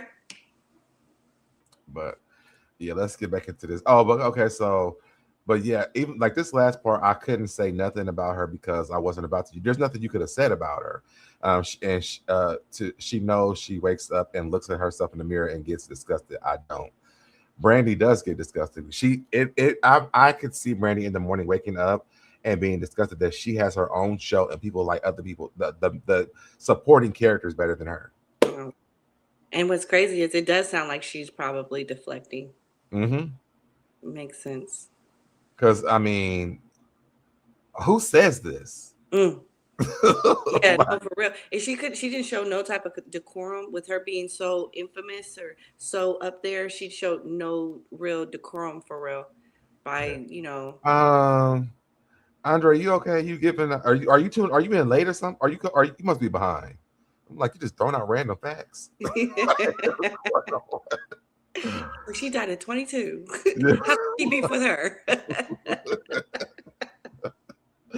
Let's get back. I'm like, wait a minute, I gotta think it back. I almost became Brandy. Andre, don't get him started. All right. I don't. This is Andre's brand. Ouch. If she said this about Countess, who knows what she said that could have made Monica throw hands. Brandy was the quintessential it girl back in the 90s. That's what I'm saying. See, this is what I'm saying. I'm glad that this person said this. If she said that to Countess, you could imagine what she has said to Monica. You could imagine what she says about any of these girls behind closed doors. What would she say about Sheryl Route? She looked at them as her peers, and she looked at them as under. So I definitely understand where you're coming from. And I think that it's also interesting that Brandy looks at them as competition, and none of them look at her like that. So sad. I wish that she would have handled it differently. But again, it goes back to the parents. You know what I mean? Yeah. Handling these type of situations, because they knew this would have came up, where other actresses, other singers would have been in her facility, and she would need to be able to handle that. They didn't give her no training when it came to her. It was like, go ahead, baby, do your thing. But the thing is that so once you get into the book, when she first went to that Hollywood high school, they wouldn't the guidance counselor wouldn't give her any like gigs or nothing. They told her that she was ugly. Before Brandy got to the school, Brandy already thought she did. She talked about how her eyes are spread apart and all that stuff. To me, I just feel like, as a kid, a lot of us has insecurities as a kid, right? I mean, I could list off lots of things. I was very feminine. I was fat. I had a lot of insecurities. I hated even going to school, through grade school. Maybe in like high school, I was more confident, but hated it. So I could see that. You definitely was more confident in high school. Huh? You definitely was more confident and more social in high school, bro. You definitely. I was like in my little bubble in elementary and middle school. Yeah. But then high school, I did kind of come to my own person. You came out. You had a crew. You had I did. Your clique. In the hallway. I mean, in the auditorium. For lunch, you had your clique. For sure. Y'all be over there cackling up some shit too. But it took me some time to get there though, and I had to do the work, as a young kid or whatever, because it did get me down a lot that I was extremely feminine. I hated it because I'm like, people kept calling me gay all the time. I'm like, I don't even know if I'm gay or not right now. I don't even know what that means for me. So I could see the insecurity part about it, but I wish that Brandy would have dove into that versus, I mean, she's just like skipping around in this book. It's like, I felt I wasn't the most attractive person, this and this. Then my mom put me into Hollywood high school. I got to Hollywood high school, and I was so insecure because none of the kids don't like me, but the kids like me. And I'm like, oh, okay, well then she was like, I went to the audition for Thea, and the most beautifulest girl at the school, she's at all. If it was a black girl was casted, she was there. I was gonna pick her, but they picked me. It's like, do it not click for you that the way you feel on the inside ain't what people see? Right. And it's so funny because now that she has the money and the clout behind it, it didn't change how she was handling that behavior. You know what I'm saying? There was not she probably needed some counseling. She probably needed something to work through some of these negative mindsets. And so instead of dealing with it, she was deflecting. And so anyone that gave her a sense of, she's wearing the same braids as me, why is she doing that? Like now everybody's gonna look at her and think she's, you know what I mean? And not even, and the thing is, an adult. Like you went after an adult. Exactly. And got what you wanted. So in Brandy's mind, she's unstoppable. Exactly. And that's probably why it continued, the behavior continued. Yeah. And that's why. For instance, I bet Brandy's daughter is a narcissist, just like her mom and grandmother. I mean, when I see her on social media, I don't see that. She can. I heard her sing. She can sing. But she's not no Brandy. Yeah, I'm not gonna talk about it because she's just a kid. Sounds like she needed Chip Fields as a mom. Kim, is that Kim Fields' mom? Oh, even Kim Fields, because doesn't her mom work with her? Mm-hmm. And didn't Felicia Rashad she would have been a great mentor. Oh, why she didn't that show? She would have been under her. She would have pulled her to side now, baby. Felicia Rashad gave her a smooth, cold conversation, ASS whooping. Okay, she probably would have changed her life. You thought it was Whitney. Miss Rashad got me together, baby. She pulled me aside. Okay. She go like, baby, come here, let me tell you something. Yeah. Now what you not gonna do? I can see it. I don't give a fuck if Jesus Christ came down here and told me to take these braids out. They ain't coming out.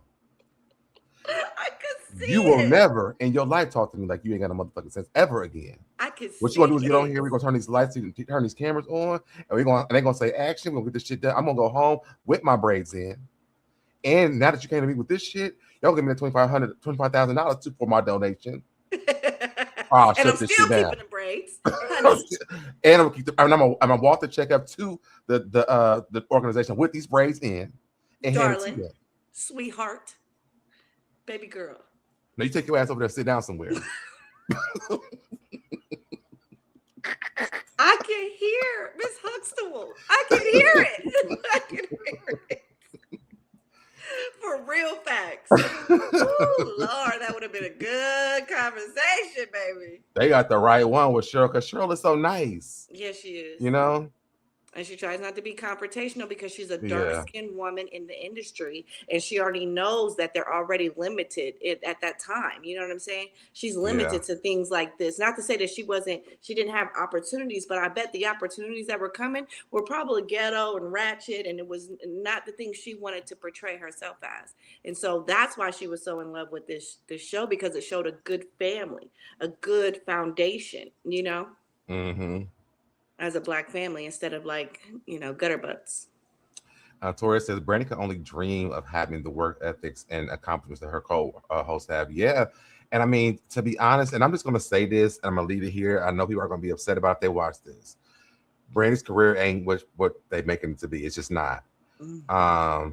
To be honest, I think that if I had to choose between Monica and Brandy, I would choose Monica. One, Monica's really enjoyed her music career. Monica would just be at home and like, let me make a song and make a damn song. Mm-hmm. It's gonna hit or it's gonna miss, but she's gonna still keep making music. Brandy took so long to even put music out. I think was it Afro DJ, or which one was it? Where she did that like 7-year break. Mm-hmm. The Brandy or the Full Moon after Full Moon. Yeah, Brandy came. It was like, what was that? What was before Brandy? Full Moon or Aphrodisiac. Yeah, I think it was Aphrodisiac.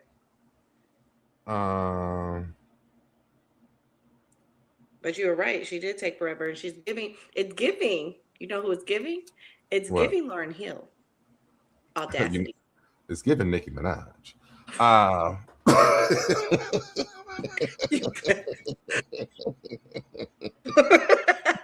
Okay.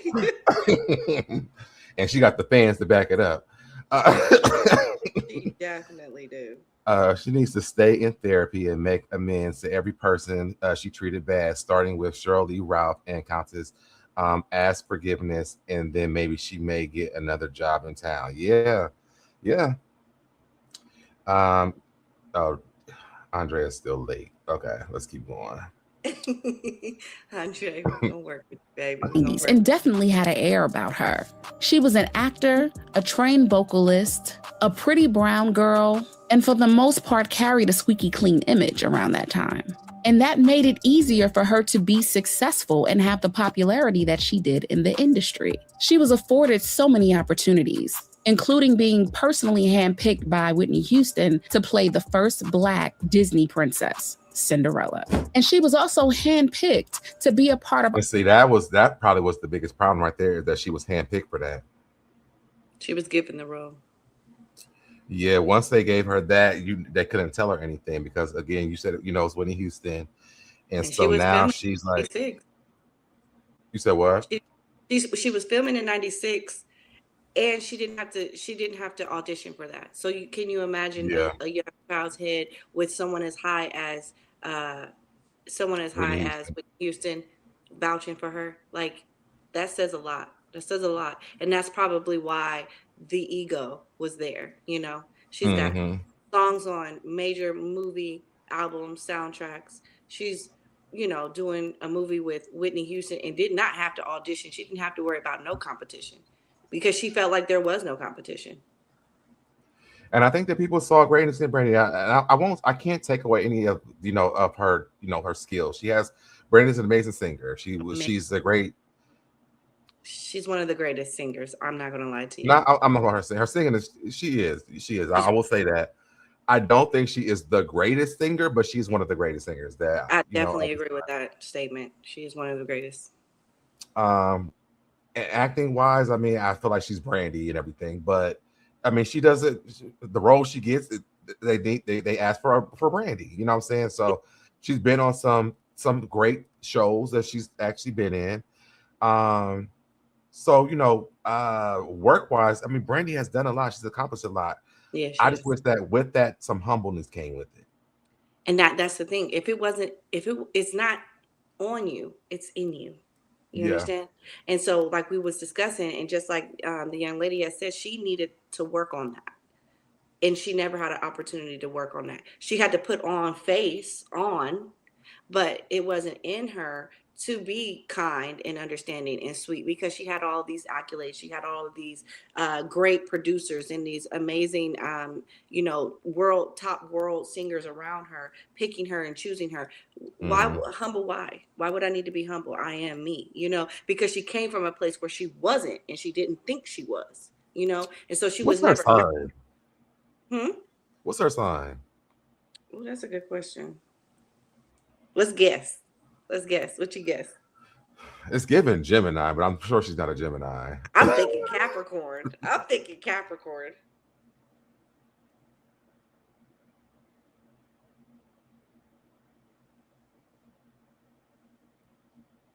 Aquarius. I can so see that. I see. And no wonder she's so stubborn. Yes. Having her way. Yes. I can see it. Oh my God. I can. Makes sense. There it is. My best friend is a damn Aquarius. My best friend's an Aquarius too. My best friend's Aquarius too. And she crazy, okay? Oh Lord. And you can't tell her that she's wrong. No, you can't. Mine either. We'll just stop talking. Yeah. If I'm wrong, then I'll see you next year. See you when I see you. See you when I see you. But I'm right. Hey, so you know, my Virgo is like, all right, bye. I've already assessed everything, so I'm shutting down the studio.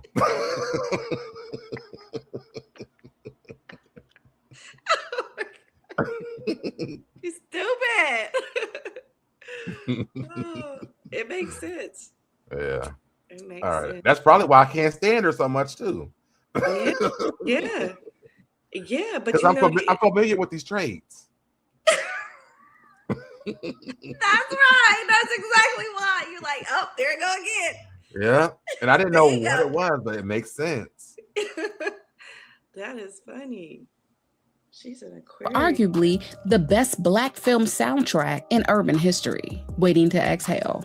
And perhaps all of those opportunities and accolades rubbed off on her in the way that she treated people around her, especially those that she didn't think were at the same level of success as she was. And their we've been saying beef was so nasty that it reportedly resulted in a very public verbal altercation to the point where Countess threw a drink on Brandy while Brandy threw a glass in retaliation. Oh, I would have whipped her ass. She must have said something. She must have said something slick. I mean, he must be behind too. I love Kelly Rowland. I do too. I'm so mad I missed that. And she's an Aquarius. Kelly Rowland is? Yes, Brandy, her birthday the same day. That's crazy. Toria says, not one of the greatest singers as far as women.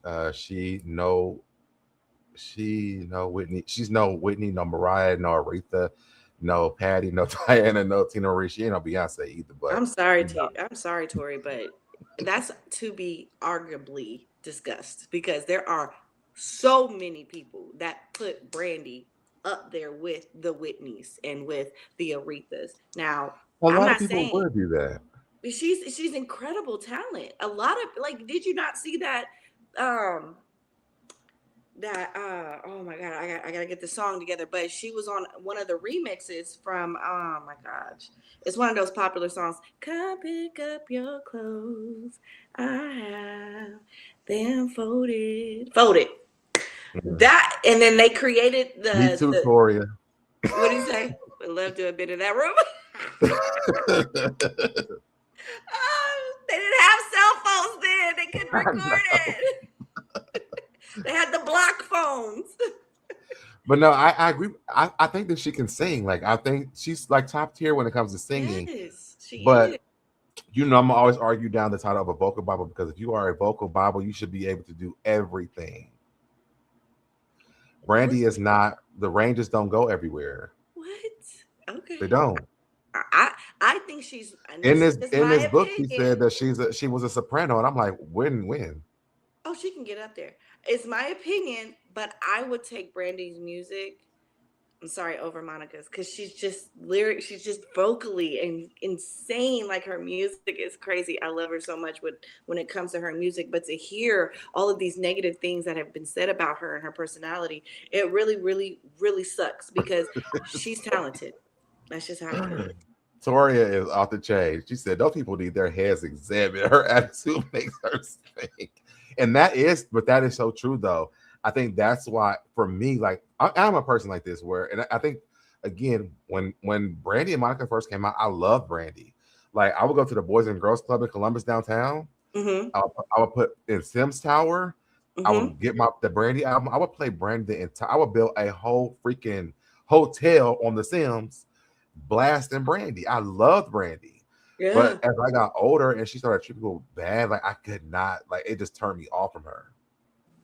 No, I get it. Like, it's like someone being so gorgeous, and then the moment they open their mouth and they just say the most disgusting, stupidest, dumbest, ratchetest things, it's like now that look has changed. You know what I mean? It went from being just drop dead gorgeous by not saying nothing, and then you open your mouth and you went from a 10 to a 5. Who's husky? Who's husky?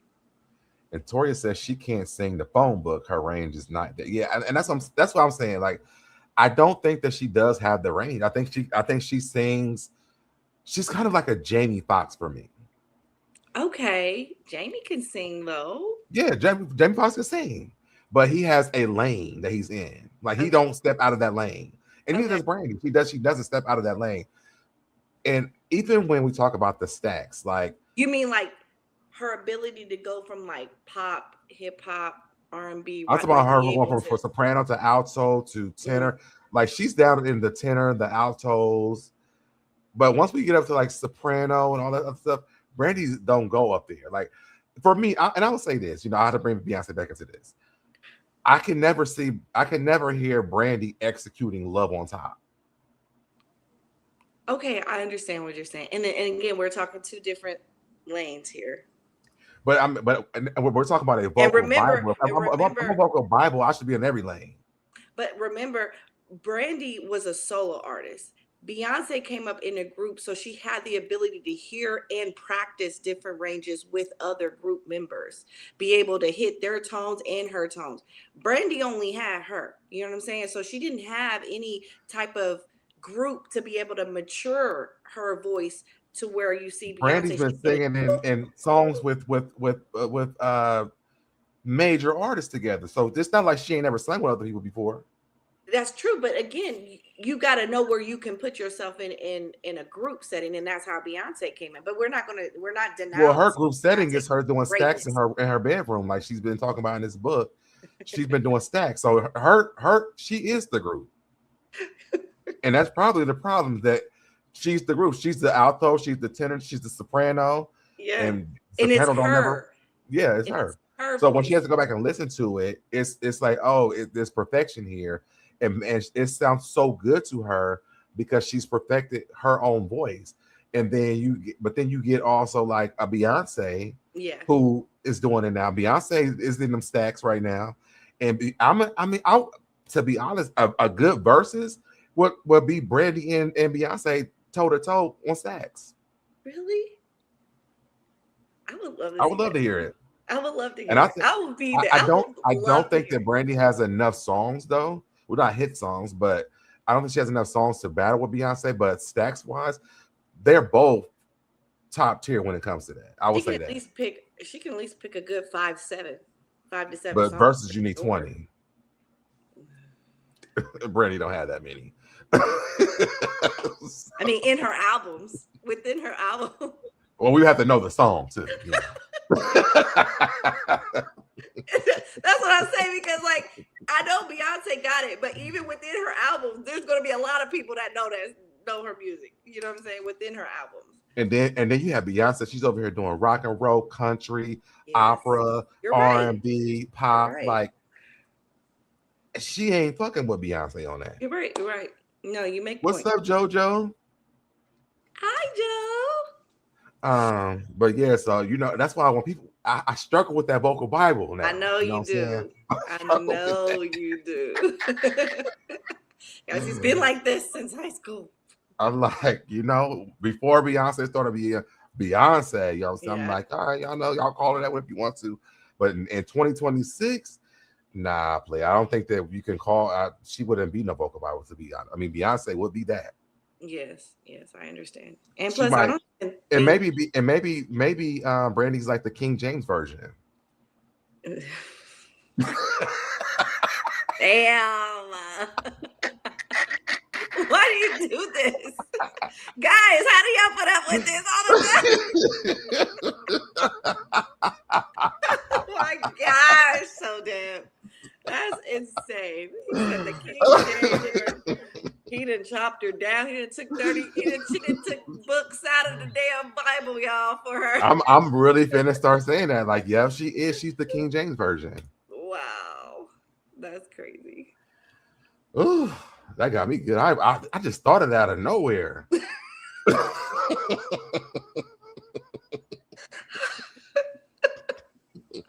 Oh my gosh. Where does this shit come from? I don't know. Once you get on your Beyonce tip, it just comes from the ether. And I'm sure, I'm about to call you Brandy. Dominique Moore. I'm sure. I mean, listen, I'm not taking nothing from Brandy again. I think Brandy is an amazing artist. But, I do think that they're like, sometimes the train stops and then somebody else has to pick it up and carry it on. I mean, like people say with Lil' Kim and Nicki Minaj, Lil' Kim crosses, Nicki could walk, Nicki don't appreciate it, but I can't really say about Brandy and Beyonce because they were around the same damn age. And what's so funny is, despite Beyonce being so private and so focused, she do have a label that she has matured people like Chloe Bailey and the Bailey sisters. I don't see that with Brandy. Who has she cultivated? They would be her. They would be competing with her. Exactly, and that's God forbid somebody gets on a label with her. She's cool with One Wish, though. They're gonna be. That's all they needed was One Wish to get on the label, and then they got on and got stuck. That's like going off the Bad Boy. Oh my gosh, that's hilarious. But I'm just serious though. Like it says a lot if you can have somebody up underneath you that you cultivate, right? Yeah. And I'm noticing that there is a pattern here. There is no one under her that she's cultivating to surpass her, or be on that level to support. So I need to look into that. So that's so funny. She's gonna be your competition. Where was she going? Right? Makes no sense. And Dominique B. Brandy's not that much older than Beyonce, so they're like 2 years apart, 2 or 3 years apart. Brandy was born in 79. And Beyonce's 84. Beyonce's 84? Because Beyonce is, I'm 42. Beyonce's 2 years older than me, right? Wait a minute. Let me see. Yeah.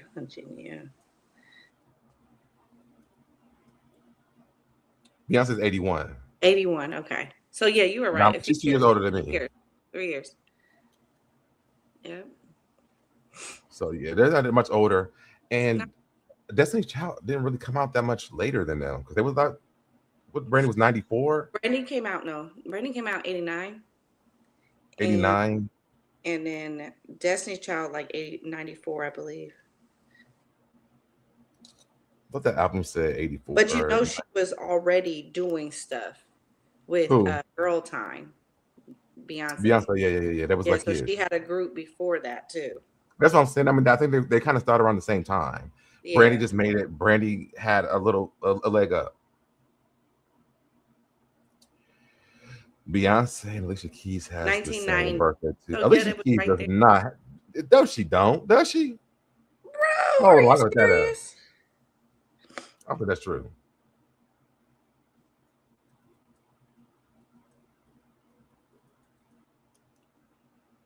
No, Alicia Keys' birthday is January 25th. I'm like, I know that ain't true. Same year though, same year. I need Andre to catch up to where we at, so we can cut that off. What is that? Andre, he not gonna post your Brandy gives Aretha. Oh yes, this is so good.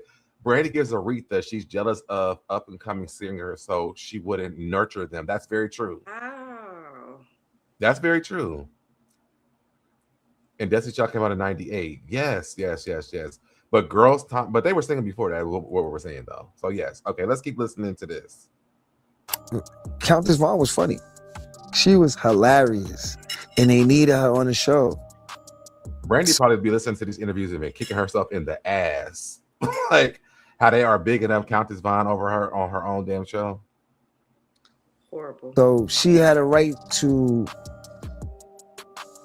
beef. She had a right to speak her mind. She had a right to whatever happened. I'm sure that she was frustrated enough to where it exploded. Since the two were constantly butting heads, Brandy finally approached production and said that Countess had to go. But the producers weren't ready to let Countess go just yet. And that was how the spinoff show, The Parkers, was conceived. And I know that probably pissed Brandy and Sonja off that when they try to get her out of there, they's like, nah, y'all not doing that shit. But guess what? We're going to give her her own show. And the fact that they made Brandy go over to that show and be a feature on that show too, I know Brandy was pissed. But Beyonce is a millionaire married to a billionaire. Brandy don't have that much money. She needs attention and pay for her star to get. Listen. Andre, are you with us right now, Andre? We need to know.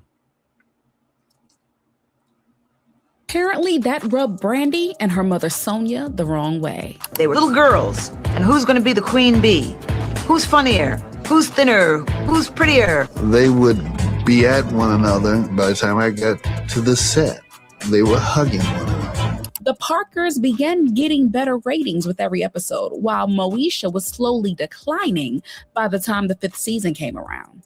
It sort of showed that Brandy's lead character... Y'all see that man back there that's behind Brandy? That is Sky. I think his name is Sky Jackson. But that's the guy. What is he doing there? Is what I want to know. I've seen this earlier. What is he doing there? He's married to the girl that plays Andy on Sisters. But I'm trying to figure out what he's doing there. Okay, bro, when is not self-made? And Andre, whenever you catch up, Brandy's not self-made either. So let's not. And I don't know how Kelly and Beyonce is not self-made, but Brandy is definitely not self-made. Couldn't carry the show on her own without the support. And the show eventually came to an I paused it for that too. It wasn't for Sky. That probably is eating her up too, because once they left that show, Moesha dwindled. Like literally the year that Countess left the show, it was over. So everything the Countess was saying to her about her being the star of that show was proven to be true. Because when she left that show, Moesha was done. Yeah. Who going? And I wish they would have brought Sheryl Lee Ralph over there too. And I would have told Sheryl, say, get you some braids too. Messy.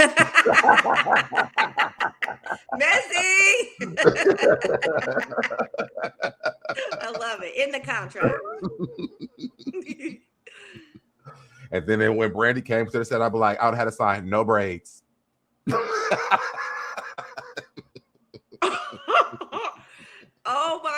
you messy? No braids on the set for Brandy. Nope. She coming over here? No braids. No braids. We want all natural. And we're giving you counseling sessions for your anger management because you overworked and stressed. I'm like, how's your little show doing? Not your little show. Not your little show. Girl, I'm so happy for you. Got a show. I got a show. And my she's show like, is thriving. Your show is not. Right. You see, like, I just have so many more opportunities, I'm fat, you skinny. You remember them jokes she was making? And what's crazy is Parker's did so well, and they were two overweight, Black cast members. Main lead. I love that. I love that they showed real women and not, Yeah. Yeah. And but the thing was, it let everyday people see themselves, right? Because all of us aren't skinny, and all of us are not built, and all of us are not, looking like Brandy's, and what is the guy that played Q, and all that. We're not D, we're not Frank, like we don't all fit that criteria. Correct. And so to go on TV, and I think that's the other thing. That's one of the things that, I wish they would have brought Thea on that show, but that's one of the things that really made me even like Thea, because I know they were saying that Thea was like the Black Roseanne. And so to see that they had made this as a comedy, I did at some point with the Parkers, though, I did become a little uncomfortable, because I'm like, I understand y'all big, but like, do we have to have fat jokes every episode? You know what I'm saying? it was kind of excessive for me. I think it gave realism, because people never cease to get it. They get it all the time. Yeah. But I would also I think for me, I would think about it as like being in school and realizing like the fat kids would make fun of themselves before you make fun of them. I think that's what made it relatable. I think that's true. That is true. That could be true. You got to understand what people go through every day. You know what I'm saying? You a fat boy that's not super popular, but you got your own lane, and people like, man, look at that fat nigga trying to run. Look at that fat nigga eating. That nigga over there breathing hard, like every day. Yeah. I just remember that, and when Monique had started losing weight, I was like, man, she not gonna be saying skinny bitches is evil no more. I used to love when she said that.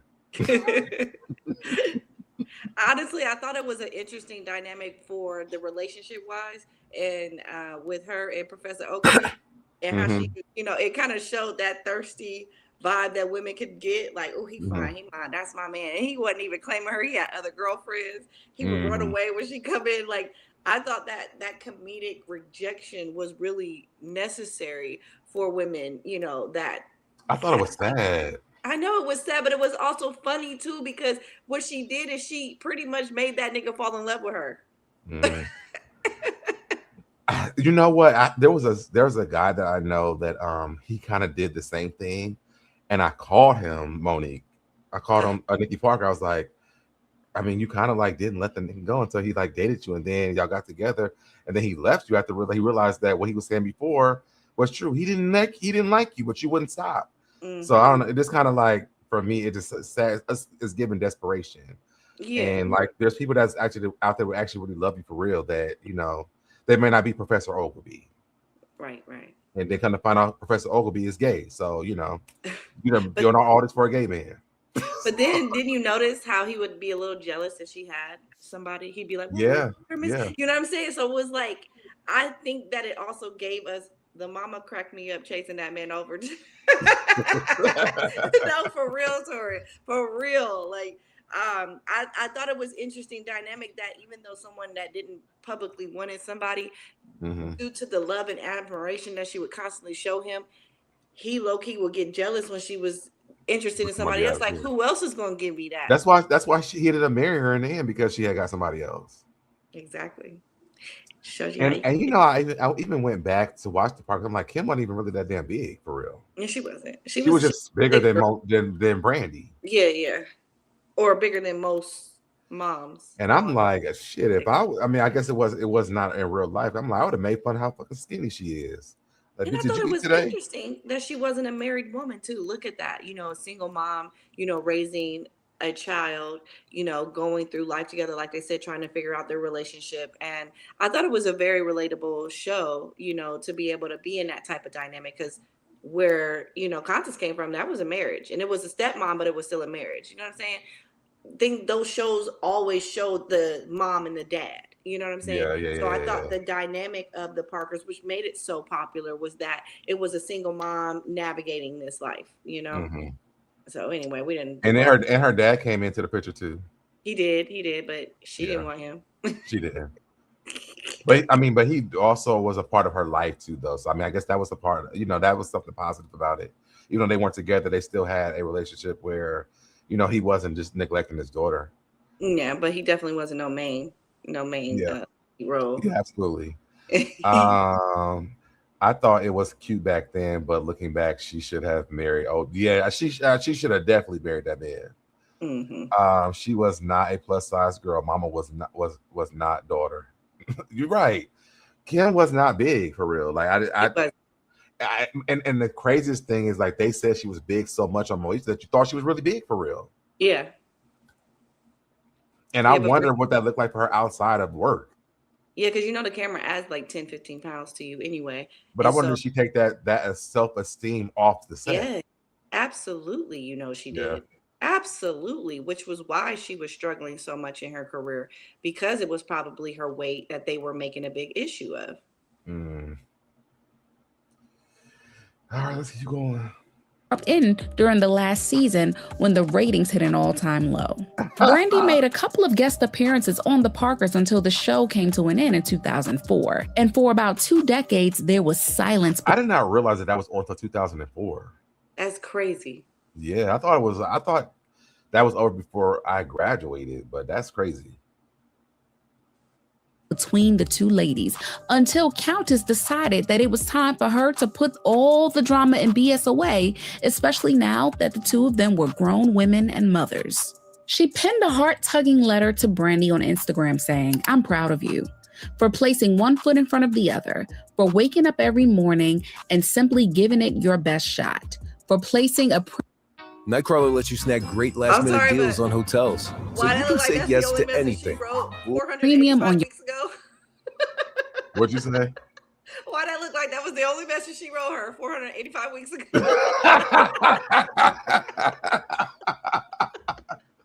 You finna find out, but you finna find out why too, though. Your personal growth too. We've been through ups and downs, highs and lows, but at the end of the day, I had to learn to find myself. Why not be friends when we're both talented? Why call you names when you're just an amazing person?" And she continued, "Sorry this had to be social media. I just wanted the world to see I've grown out of my comfort zone. Hopefully one day I can tell you in person or on the phone to let you know I mean everything I wrote. I didn't just do this for applause, because we all know that some people don't believe celebrities to be human, but this came from a very human place." Brandy caught wind of the apology and had nothing but kind words to her former co-star. And I want you to realize that they all have to apologize to her first before she even does it. That part. "Oh, Countess, my heart is touched right now. You are beautiful to me. Always have been, always will be. I'm so thankful that She's lying, because you were just making fun of her on Moesha, calling her fat, and that she couldn't go to college and shit. So like, and it's even the Countess, like as if she's still below her, She's like, "Oh, peasant." Yeah. She's still giving hierarchy. It's like, "Dear gentle Rita."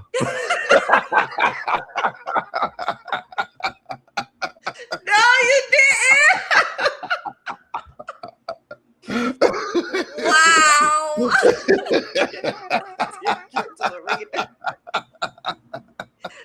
I'm making this post for our fans. You know I don't like you, bitch.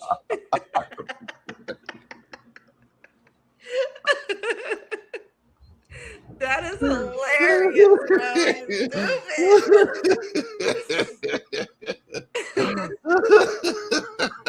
That is hilarious. Because she don't give a fuck about nothing. She sat on that one like, "Oh, Countess." Yeah, I wonder how long it took her to respond back. It just happened 44 minutes ago. This is probably a chat GBT. Oh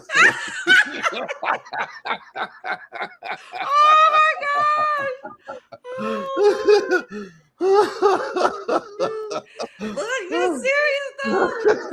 She just responded to her message 485 weeks ago. 44 minutes ago.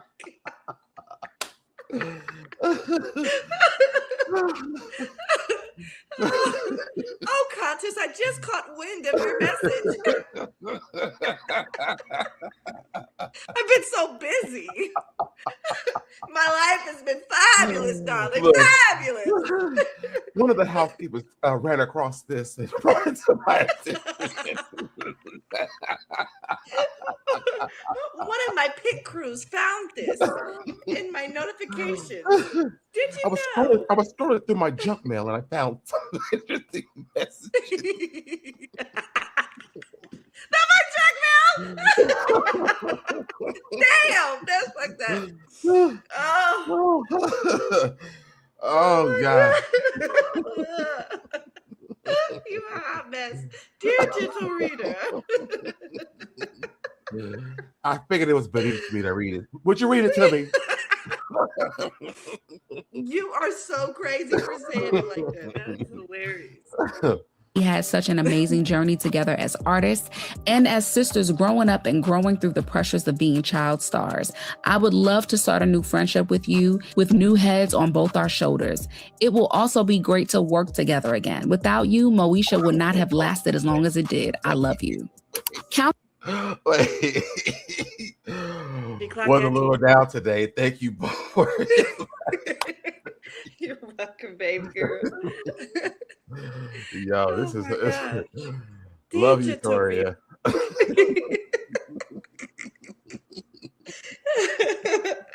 Oh my God. This is Countess also showed a lot of love for Brandy by commenting on several posts on IG, showing that she was Team Brandy all the way. See, Countess went overboard. Overboard. Made her put her back in the peasant place. Brandy said, let me put this bitch back in her place. She also said that the beef between the two of them was just normal teenage drama that would have blown over if the adults hadn't gotten involved. What really pissed me off was because we were 15 years old and these adults were coming in on an argument that, And by these adults, she being Sonja. And what? would have blown over, but it didn't because of the outside and the media. So it really looked like these two had really begun to truly settle their differences.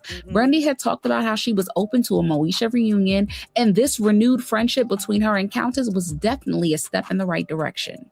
There were a lot of missed opportunities with the two of them. They never sang a duet on Moesha together. Exactly. Well, that's partially because Moesha's character couldn't sing. But purposely. I think that was on purpose. I think that was on purpose. I'm sorry. I don't think Brandy wanted to sing next to her. She didn't. She knew she would have had to pull things out that she probably wasn't vocally there yet. But they also didn't release a song together even at the height of the show's fame. So if there was a reunion, the two of them could have taken that nostalgia and released the song together and really got people talking again. Countess was a great singer, and my girl Brandy ain't called the vocal Bible for nothing. So a song with both of them? Girl, don't call her that again. Now that's a win. But baby, not too long after making that apology and plot twist, trying to set things right, Countess threw shade at Brandy. She was asked if she was going to show off her rekindled relationship with Brandy, and the way Countess said no, it was like she didn't want to hear, see, or have anything to do with Brandy Norwood. While Countess apologized for the part she played in their beef, it looks like Brandy never admitted to any fault, whether in public or private. And it didn't sit right with Countess at all because Brandy wasn't exactly sunshine and rainbows to work with all the time, especially when she didn't have her way. Countess sort of backed Brandy into a corner with that public apology because it wouldn't look right if she had completely ignored it and didn't accept it at all. But in private, now that's a different story. What started off looking like the beginning of a beautiful friendship just turned tragic, and fans are beginning to talk about it because it looks as if these two are never going to make peace with one another in a real way. I love her, but Brandy was always the problem. She criticized Aaliyah and Foxy Brown's images in interviews, antagonized Monica, told Kelly Rowland she was black as hell, and got into it with Thea, Sheryl Lee Ralph, and Countess Vaughn. The whole time, she was Black America's sweetheart. Countess Vaughn and Brandy did some great acting, because who could tell they hated each other in real life? Moesha and Kim's frenemy dynamic makes sense when you find Brandy and Countess Vaughn didn't like each other in real life. Mm-hmm. But what do y'all think about the beef between these? Oof. Okay. And just so y'all know that was true that she did. This is the video with Kelly Rowland. Okay. Oh, yeah, here we go. Soul Train. Tell me how I was. Like, I want to know, please. I just need to know. You were so obnoxious. You did? Ooh. Tell me, like, what was I saying to you, Kelly? I don't know. You were just asking me and the girls a whole bunch of questions. Why y'all do this? Why y'all do that? Ooh, y'all something. It was a whole bunch of questions. Oh my God. You can tell that she actually asked these damn questions. And she's like, oh my God, I really was fucking slow. Oh my God, you called me out. I can't believe you remember I said this shit. They didn't know that. Oh wait, shit. Why is it all these people?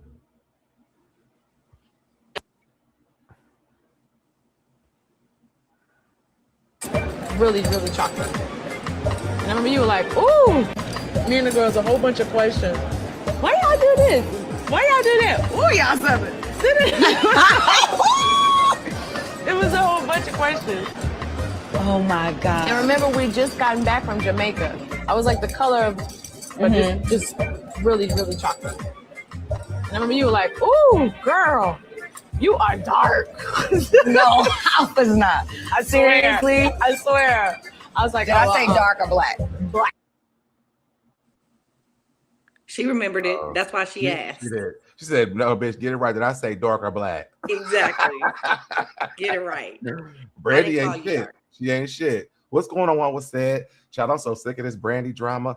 All this stuff being dug up from the past is making her look like she's been a fraud all these years. Hated it. She has been now. She over there, oh girl. Girl, I said that. But did I say you was? Did I say you was brown or you was black? Yeah. Did I text her or did I call you? Or what was he a person? Dang. Get up and act it out for me. Right. Right. That is crazy work. Oh Lord, Brandy has been a mess, y'all. So now we're about to get into what I really want to talk about, which is Thea. Let me make sure I'm here.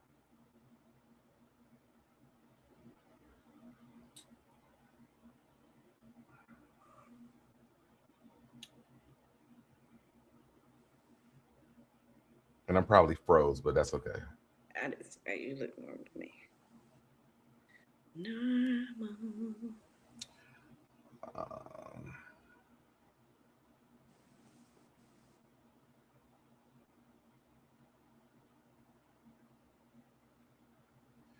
Okay, so I want to start here.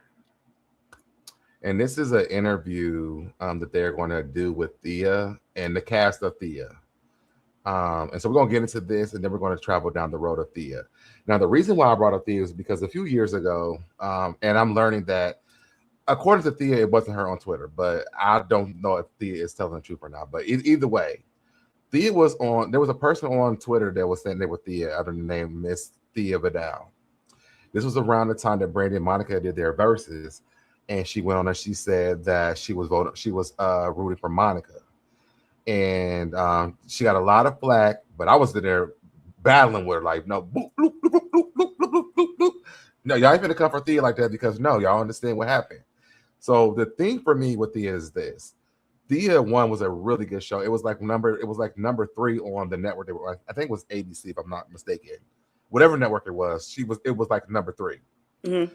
Thea was the first Black stand-up comedian to have a show on national television with her own, of her own name.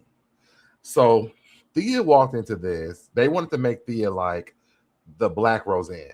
but they were putting a lot of stimulations on her because Okay. they didn't want really. If y'all watch Miss Pat, Thea is Miss Pat. Okay. Miss Pat is the new Thea. Like Yeah, Miss Pat I'm not falls, so Thea familiar can with walk. as much. Yeah. So. Thea could never say the shit that Miss Pat is saying right now, but you know, but Miss Pat was the really, you know, back in the day appropriate time, Miss Pat. Okay. So, for me, Thea is a part of Black history, and Brandy and her mother were at that studio trying to fight them to make Brandy sing more on the show. Okay. And for me, it's like, well, let her get the first season through. She's already battling with the network. Now she has this little girl crying because Thea's being mean to her. But she's also going through she's had her first menstrual cycle on the show. Brandy brings up on here, and I'm going to play this because I do have that clip. I'm going to play that. But she said that Thea made fun of it, but she never goes into detail as to how Thea made fun of it. So I don't know what she said. I know that they had like a moment where they were like, you're walking into womanhood. Thea told them to make sure that prepare to like make Brandy's clothes bigger. But when Brandy said it, like she was laughing. But then Brandy goes at the end, but I knew that she hated me. I'm like, well, where did you get that shit from? Like, how do we get there? I don't understand. So shall I play? Let me play that first. Let's play that.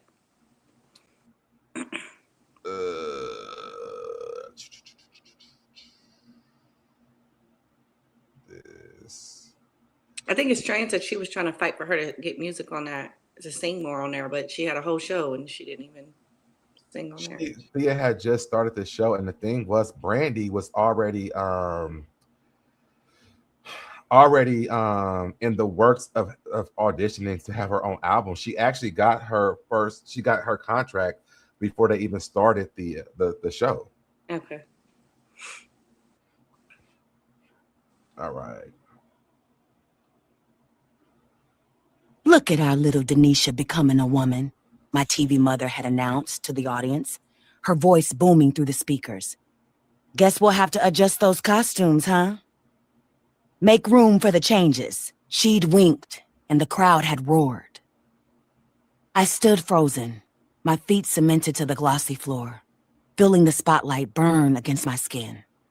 The women who had gathered around me earlier that day had spoken in hushed, reverent tones, creating a sacred circle of protection.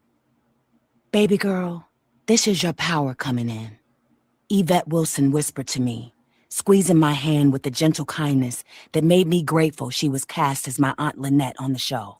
And so far, it doesn't sound like no one's being rude, right? Not necessarily. What could it sound like it was being rude? It did when she was saying how she told the audience she was on her period and she was embarrassed standing there in front of that light. Okay. I feel like that's how she felt. She felt because she was going through this, though. Absolutely. I don't feel like this is like they were like, bitch, you on your period. Like, what you doing here? Like, it's like, no, she's having an experience right now that she's not used to having. Right. Okay. And maybe that's how I'm taking it. Okay. Every woman remembers her first. Now you'll remember yours was right here, on the show that's giving you your big break. But that tenderness evaporated the second my TV mother seized upon my transformation and served it up for laughs. The crowd's thunderous response mingled with the cramps twisting through my abdomen. I felt the room tilt beneath me, the air suddenly thick and suffocating. As I blinked back tears that threatened to smudge the mascara I'd been so proud to wear, I knew with absolute clarity, my TV mom hated my guts. So, and this is my issue. So she just said that her TV mom made, like, what was the joke? What did she say? Like, you know what I'm saying? Like, there's no context. There was context. The context was in the beginning when she said she introduced her period. Pretty much, she's entering into a new phase in front of the audience, which is something that most, like, I have a 13-year-old daughter, and when she started hers last year, it was sort of like, don't talk about it. Don't say nothing to nobody. Don't tell people. Like, when I started talking to my sister, like, oh yeah, she's, started her little womanhood. Mom, you know what I'm saying? Why are you talking about that? So I feel like she felt like she was putting her personal business for the audience. And then she winked at her, was like trying to make it seem like it wasn't as bad as she should feel about it. That's how I took it. I feel like she didn't think. I listened to it like it's like, girl, don't worry about it. I mean, all women go through it. You know, y'all get some love and support. She, you know, she's going through her. She's becoming a woman. And Dale, or I forgot what they said her name wasn't here, but she's giving her this womanhood speech. Like, I feel like it was like encouraging. And then Thea was like, you know, make sure get ready because her clothes want to get a little bit bigger because she's going through the change. But that's and like, then, do you have to broadcast my business? I mean, chat, what y'all think? What do y'all think? Do you I mean, think, if she didn't want, I feel like why go in there and tell them that then? can you just play it back one more time? Just one more time. Okay. The beginning clip. Okay, I got to take my camera off when I do it because I freeze. Okay. Y'all let me know what y'all thinking, because as a woman, I understand how putting my personal business and me coming on my period on blast to the stage might feel a little offensive. But And maybe that's what it is because I'm a man. Maybe because that's that experience, you've never experienced that, and that is something. Yeah. It's embarrassing for girls to go through. Now we bleeding. Now we, you know what I mean? Like it, and I'm not comfortable. We got attitudes. We're irritated. We're cramping. We don't want all these people to know that we're experiencing this while we're trying to film a TV show.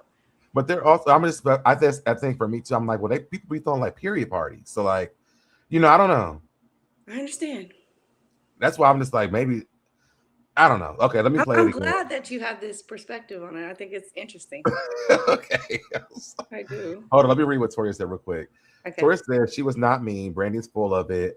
Audience back then were told to laugh, dummies. So blame the guy hired to tell audience to laugh at wrong time was not being rude. This was being kind. And even that makes sense to me too. Like, yeah, you know, they held up the cue card, said, you know, laugh or whatever. Like, right. I don't see Thea making a joke and everybody just randomly, because you got to shut up. You're not supposed to be laughing. You know what I'm saying? So that makes sense to me too. Let me ask you a question. Did Brandy introduce her womanhood to the crowd before Thea made her statement? She said that Thea did. So does that mean that in private, her woman time came on and Thea decided let's to listen to it because I don't remember word for word what she said. Let's listen to it again. Right. Okay.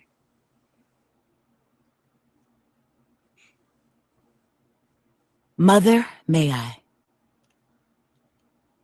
The audience melted as my tears took them out of focus. All that was left was their laughter echoing in my head. Me, the photographer's gracious encouragement as I found 7th grade. The instant he swept into the classroom in oversized denim and with thick drop dead showcase. Wait. Outsider, pink. Hold on. I done skipped to the wrong another chapter.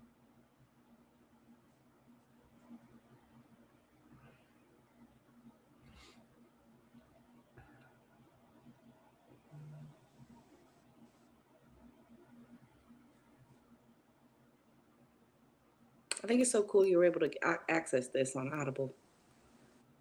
Mother, may I? The audience melted as my tears took them out of focus. All that was left was their laughter echoing in my head. The sound wasn't just bouncing off walls. It was penetrating my skin, seeping into my bones. The laughter was at me. Of that, I was as certain of as the blood rushing to my cheeks. We hadn't even started filming when it happened. My first cycle, a hurricane of emotion sweeping through me without warning. Terror shaking my core, embarrassment flooding my face, and somewhere beneath it all, a reluctant sense of awe at my body's transformation. Look at our little Denisha becoming a woman, my TV mother had announced to the audience. So she said, look at my TV daughter, Denisha, changing in front of our very eyes. Was but that before insensitive? that, you hear her saying she was pretty much embarrassed that she came on her period. It hadn't even started yet. So she was already personally embarrassed and she was going through all these flood of emotions. I'm listening to her and I'm hearing she didn't want that out there. She didn't want them telling people that. But I thought that when and this is, I mean, I guess from watching stuff, I think from around my sister, I thought that when a woman or a young woman goes through their first cycle, like it's kind of like to normalize it, like, nah, you know, all women go through it or whatever. And so she's like, you know, look at my TV daughter, she's going through the change, all, you know, whatever it is. I mean, she's on a TV show. That's just like, you know, if a boy was on there and he had a wet dream the night before and they was like, oh yeah, he had his wet dream. Like, let me ask you this. I mean, that was not the part of the same. It's not the I get it. same. Let me ask you this. Okay. If you've never had a stiff guy and then you're on stage and all of a sudden you had a stiff guy and then a guy said, oh, look at him becoming a man. and bringing attention to it, do you think you would feel honored? I would be embarrassed, but not to the point where like 20 years later I wrote a book about the trauma. I understand. But this is her first real break. And if that was my first one, if that happened to me, it wouldn't be a part of a piece of contention in my life where I'm like, oh my God, Will Smith. I was on the set with Will Smith and I had a stiffy and he was like, look at SoDeb got his little stiffy on the first one he ever had. I might run in the back and like fix it, and I might be embarrassed and laugh it off, after that. But like years later, this is not a part of my life that I'm remembering. I might remember it as like a joke, but not as like something that was like terrifying or like damaging to my life. I know for women, when we start our ladies, it's normally an embarrassing situation. It's either like cool and ooh, girl, you got some red on there, and it's something you have no control over. So it's almost like I did not say come today on this set. You know what I'm saying? So I feel as though she didn't want something that she's just now experiencing to be exposed, not only to an audience, but on stage. Like it could have been something where it probably would have been better in a powder room type conversation. Like, oh, look at my daughter, in an intimate situation. I feel like she probably felt like her personal business that she's never experienced before. Now we have to be real. That had to be traumatizing for Brandy. I think anything is traumatizing for Brandy, but I'll give it to you. Like just a little bit of like, don't tell the audience I just came on my period. Just like somebody saying, hey, he just had his little first some, and now how was it, buddy? What was it like? Like, damn, nigga, that's my personal business. Ain't nobody trying to tell you. I think how she took it was that she has her private life separate from her stage life, which makes sense why she's pretending to be this person on the outside, but on the inside, she's traumatized. Mind you, she came from already feeling like she really wasn't nothing at all. You know what I mean? Like she didn't have that confidence to accept like, oh, thank you. Yes, I am becoming a woman, guys, and laugh it off. It was more like, dang, something else for people to discuss about me and say wrong about me and make me feel bad about me. But okay, see, this is where we're gonna clash heads a little bit at, right? Okay. So if that's her mind frame, right?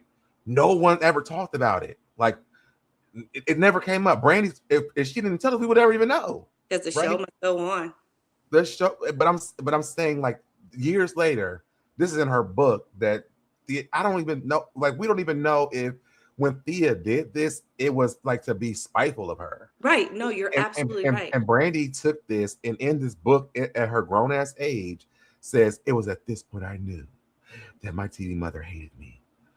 Yeah, because she exposed her personal period to an audience of strangers who don't, should be privy to that information. And she probably felt like this was an opportunity to see how you would react. She's also a comedian.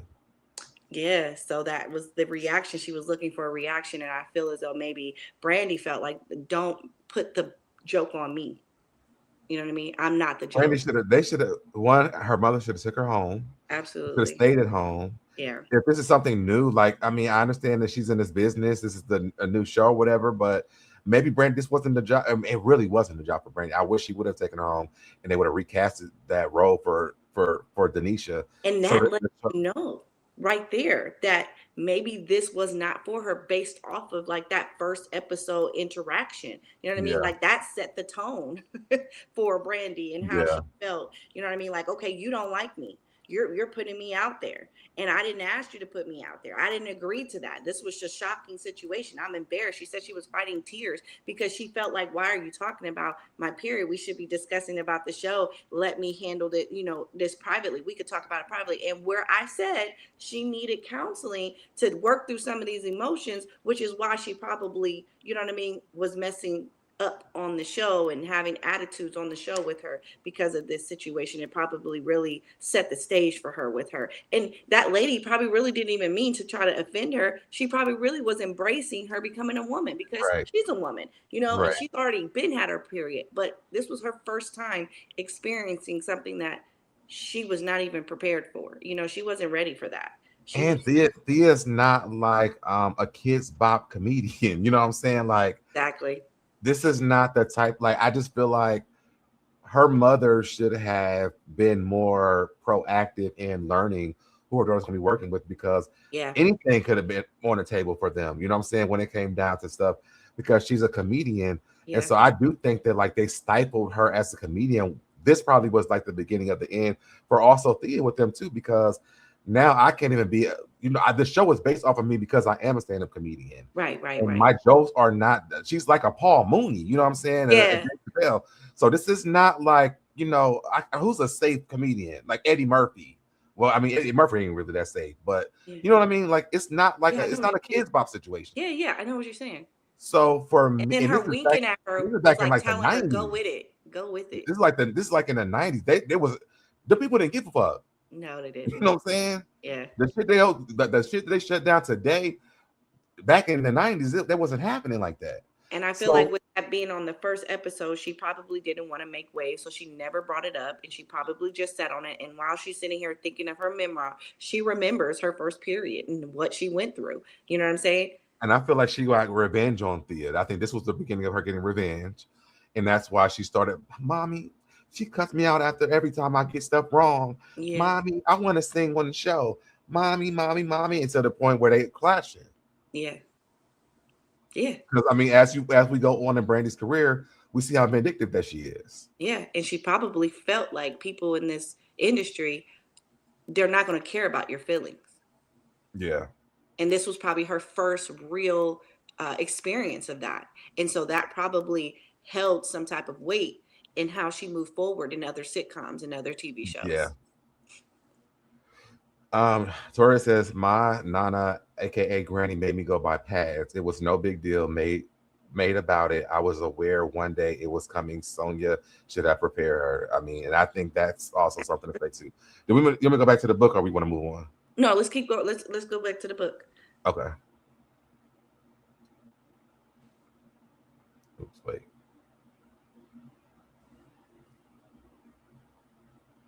Her voice booming through the speakers. Guess we'll have to adjust those costumes, huh? Make room for the changes. She'd winked, and the crowd had roared. I stood frozen, my feet cemented to the glossy floor, feeling the spotlight burn against my skin. The women who had gathered around me earlier that day had spoken in hushed, reverent tones, creating a sacred circle of protection. Baby girl, this is your power coming in. Yvette Wilson whispered to me, squeezing my hand with a gentle kindness that made me grateful she was cast as my Aunt Lynette on the show. Every woman remembers her first. Now you'll remember yours was right here, on the show that's giving you your big break. But that tenderness evaporated the second my TV mother seized upon my transformation and served it up for laughs.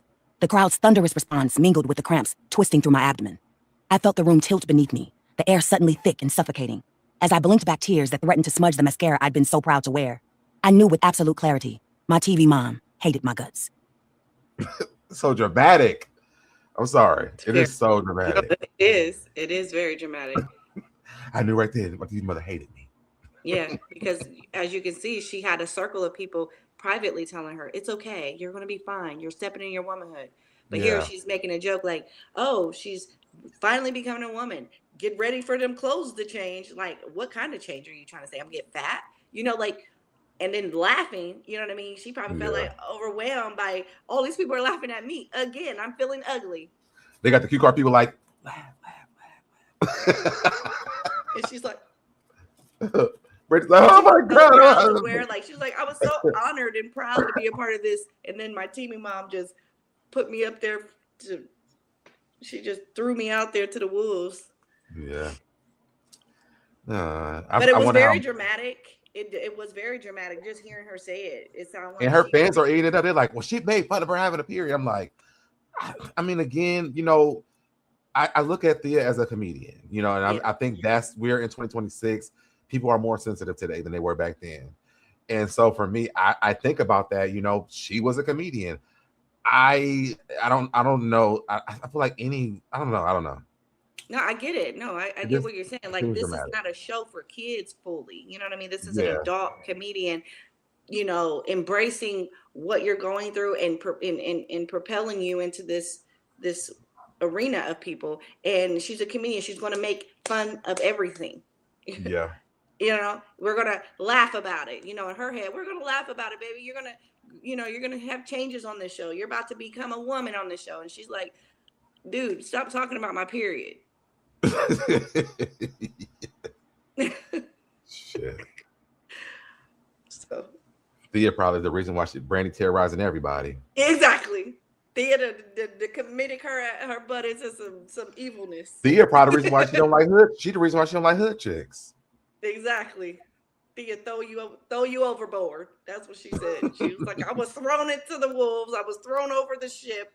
She didn't care about my feelings. We were supposed to be a sacred circle, but you hate me, don't you? What's going on, KW98? I love there's another show called Not in the House. Damn. Remember that show with Patti LaBelle and Dwayne Martin? What was the name of that show? The Vivica Fox? Oh my gosh. Oh my People gosh. don't remember that show either. But I used to love Thea. Because I used to love Brandy. And I used to love Jason Weaver too. And Thea was just she reminded me of my aunt a lot. But I used to love that show. And it was only on for one season. It was a really good season. And by the end of the first season, or the only season, Thea had just got a really good job. And she was she got a job where she was like partnering with this man who had a restaurant. Quentin says it sounds like in her mind, if Thea really cared for her, then she wouldn't have announced it to the audience. She thought Thea would have followed Yvette's gestures. Puberty is sensitive topic for teens. I mean, like I said, I understand that, but I also, again, I understand that she's on a set with a comedian, and I think the comedians are turned on all the time. You know what I'm saying? They're never really off. So to me, I just feel like you got to read the room a little bit, and I guess we can say the same thing for Thea. She probably should have read the room too, but vice versa. I mean, they both should have read the room. Yeah, and you made a valid point that Tori said, your mother should have prepared you to be prepared for this, not to be embarrassed by it, but to understand that it's just part of life, just like growing up, teeth falling out, growing teeth, getting taller, your knees hurting, you know what I mean? These are all part of, just how it is when you're growing up and as a teen, but you're trying to get this through a teenager's head that's 13, 14 years old that doesn't really have life experiences to understand that this isn't really that big of a deal. But to her, it's like the world has changed. You're just throwing my business out there. And then for her to not have talked to her about it afterwards, to resolve that feeling, to hear Thea say, oh, baby, if I knew that's how you felt, I definitely wouldn't have, did that. I apologize. I truly was just trying to make light of the situation. I wanted you to be prepared for what was going to be, changing. I'm a comedian, and I just thought it was a great opportunity to let them know my baby is coming into womanhood, to make light of the situation. And see, and I can agree with that. Yep. Yeah. But it didn't happen. It's like Brandy is so shut down on the inside. Like, it's like they have this wall around her where like everybody, she's the victim every single time. She can never just be like a regular person and be like, hey, that really hurt my feelings, or hey, mom, this happened on the set today. I had my period. I mean, like, what was the conversation when she got home when her mom thought she had her period, and like Brandy never said Thea announced it on the show. Like, what was that conversation? You know what I mean? I think there was no crisis management. I don't think that there was any type of way to deal with that, because you got to think her mom and her dad were probably majorly focused on what's the next deal. They were probably majorly focusing on when them checks was coming in. And because she had at this time she had just went to the label. She just got her deal for her first album. Yeah. So they probably were focused on that. Yeah, and they weren't focused on her mental health of working with adults. She's working with adults, you know what I mean? Yeah. So, and these are not her family members. Her family members are going to have a different type of protection over her than a cast member. You know what I'm saying? So she probably was not prepared to deal with being ousted the way that she was. And she probably had a great offense about it. And I also, again, I blame her mom too, because I feel like, this is your daughter's first job. Why would you leave her on the set by herself? Why would you leave her on set by herself? That doesn't make you don't know Thea from a can of paint. You don't know any of these adults by a can of paint. Why would you leave your daughter there? And then, because what Thea had done that with her mom being there? We don't even know that. And again, what was said when she got, because Brandy had to say, or stuff, they had to give her like some kind of assistance for her, going through her time of the month on the set. So when she got home, Sonja didn't ask any questions. Did Brandy not say anything like, How did that work? That's what I'm saying. Like there's so much left out in this. And again, I just feel like there's no accountability on behalf of like Brandy or her family or anybody for this, because there's so much that should have happened in this moment. Again, this is her first day on set. Yeah. And then you got to understand too, this is the first day on set. So you're dealing with so much more moving parts outside of what's being filmed. So she probably had to move on. You know what I'm saying? Yeah. She probably had to move on. And so at that moment, she probably felt that embarrassment and felt that frustration. But as the day went on, you're a teenager. They get like, oh, okay, what's the next thing we're doing? You know? And she probably really didn't have time to process that, to talk about it. Or she probably just didn't feel comfortable discussing it with anyone. You know what I mean? Because she didn't want to be ousted again. Oh, my TV daughter really had a problem with me mentioning it. You know, she probably didn't want to create any problems. You know what I'm saying? So she probably just stuffed it down and just moved on. Mm-hmm. As most teenagers do. They don't like to talk about their feelings.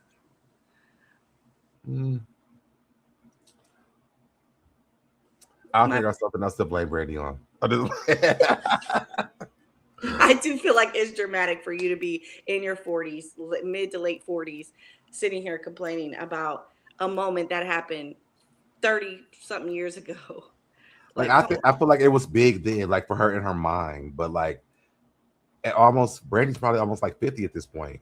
Mm-hmm. And like in your book, you're talking about how traumatizing this was. Like people are picking this up, and they about to have a Me Too movement about Brandy's period. You know what I'm saying? It's like, Brandy, you could. I don't think that was like Thea's mind frame.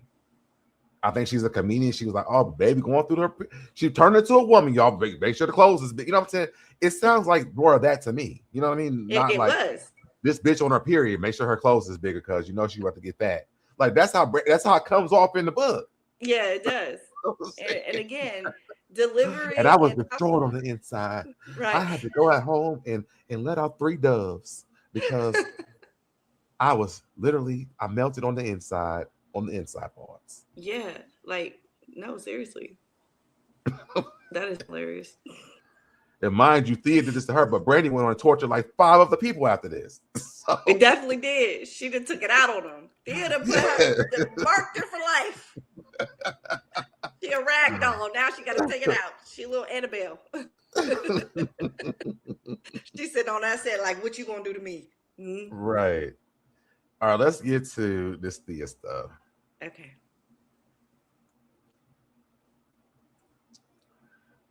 Here we go now.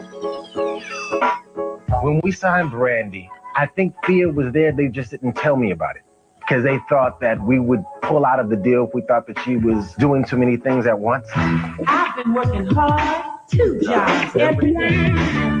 Thea was basically about Thea Vidale, single mother who's raising her kids. Denise, are you going to be on the phone long? What? They broke up? I need to study for my SATs. And I'm trying to get the scoop on Gary and Yolanda. The energy on the set in the beginning was like a fairy tale. We ate lunch together. She talked to me. She told me about her first kiss, and she told me one time, she said, my mama says, you're my other mama. I said, yes, I am. And then it got a little ugly. Now, that sounds like a lady who fucking can't stand Brandy. No. Not at all. Especially since that was the first episode. Of course, it doesn't sound like she hated her. She told me you was my second mama, and the bitch is on her period too. But that's beside the point. Like, you know what I'm saying? That is horrible. Get the bitch the bigger clothes. She's on her period. Right, but now I can see just based off her personality. Yes, she was coming for that ass. She was going to put anybody on blast. It doesn't even seem like she would have been the only person that she would have said that to. If it was somebody else, she probably would have did it. You know what I'm saying? Yes, and I agree with KW98. On the cool, the book should be named Brandy's Revenge. It should be Brandy's Revenge Tour. Yes. And I hope next is Brandy takes accountability because, I mean, no accountability for nothing. So far, I ain't done with the book yet. That's hilarious. This is real serious right here. There was tension and fights on the set. She said Thea wasn't really that nice. A couple times she forgot her script, and that would get on my nerves. I like making my podcast. I don't like making short clips of my podcast. So what? I make sure y'all like the video, by the way, since we had to wait for them to pay them bills. Baby, I got it. When she was singing on the set, Thea Vidale told her, said, when you get your show, you sing. It's four-letter But you on my show, don't sing. When you are acting in the... No braids. Oh, you said no braids? This is where it came from. Oh, yeah. Thea probably thought she had thin hair, too. I'm done. She said, oh, yeah, get the bitch some braids because her hair finna thin because she's on her period. Dang.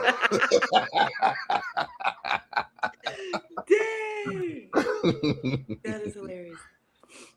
In front of someone who, soon as they say cut, curses you out. And then you got to come right back and get right back in character. You see how Sonja talking?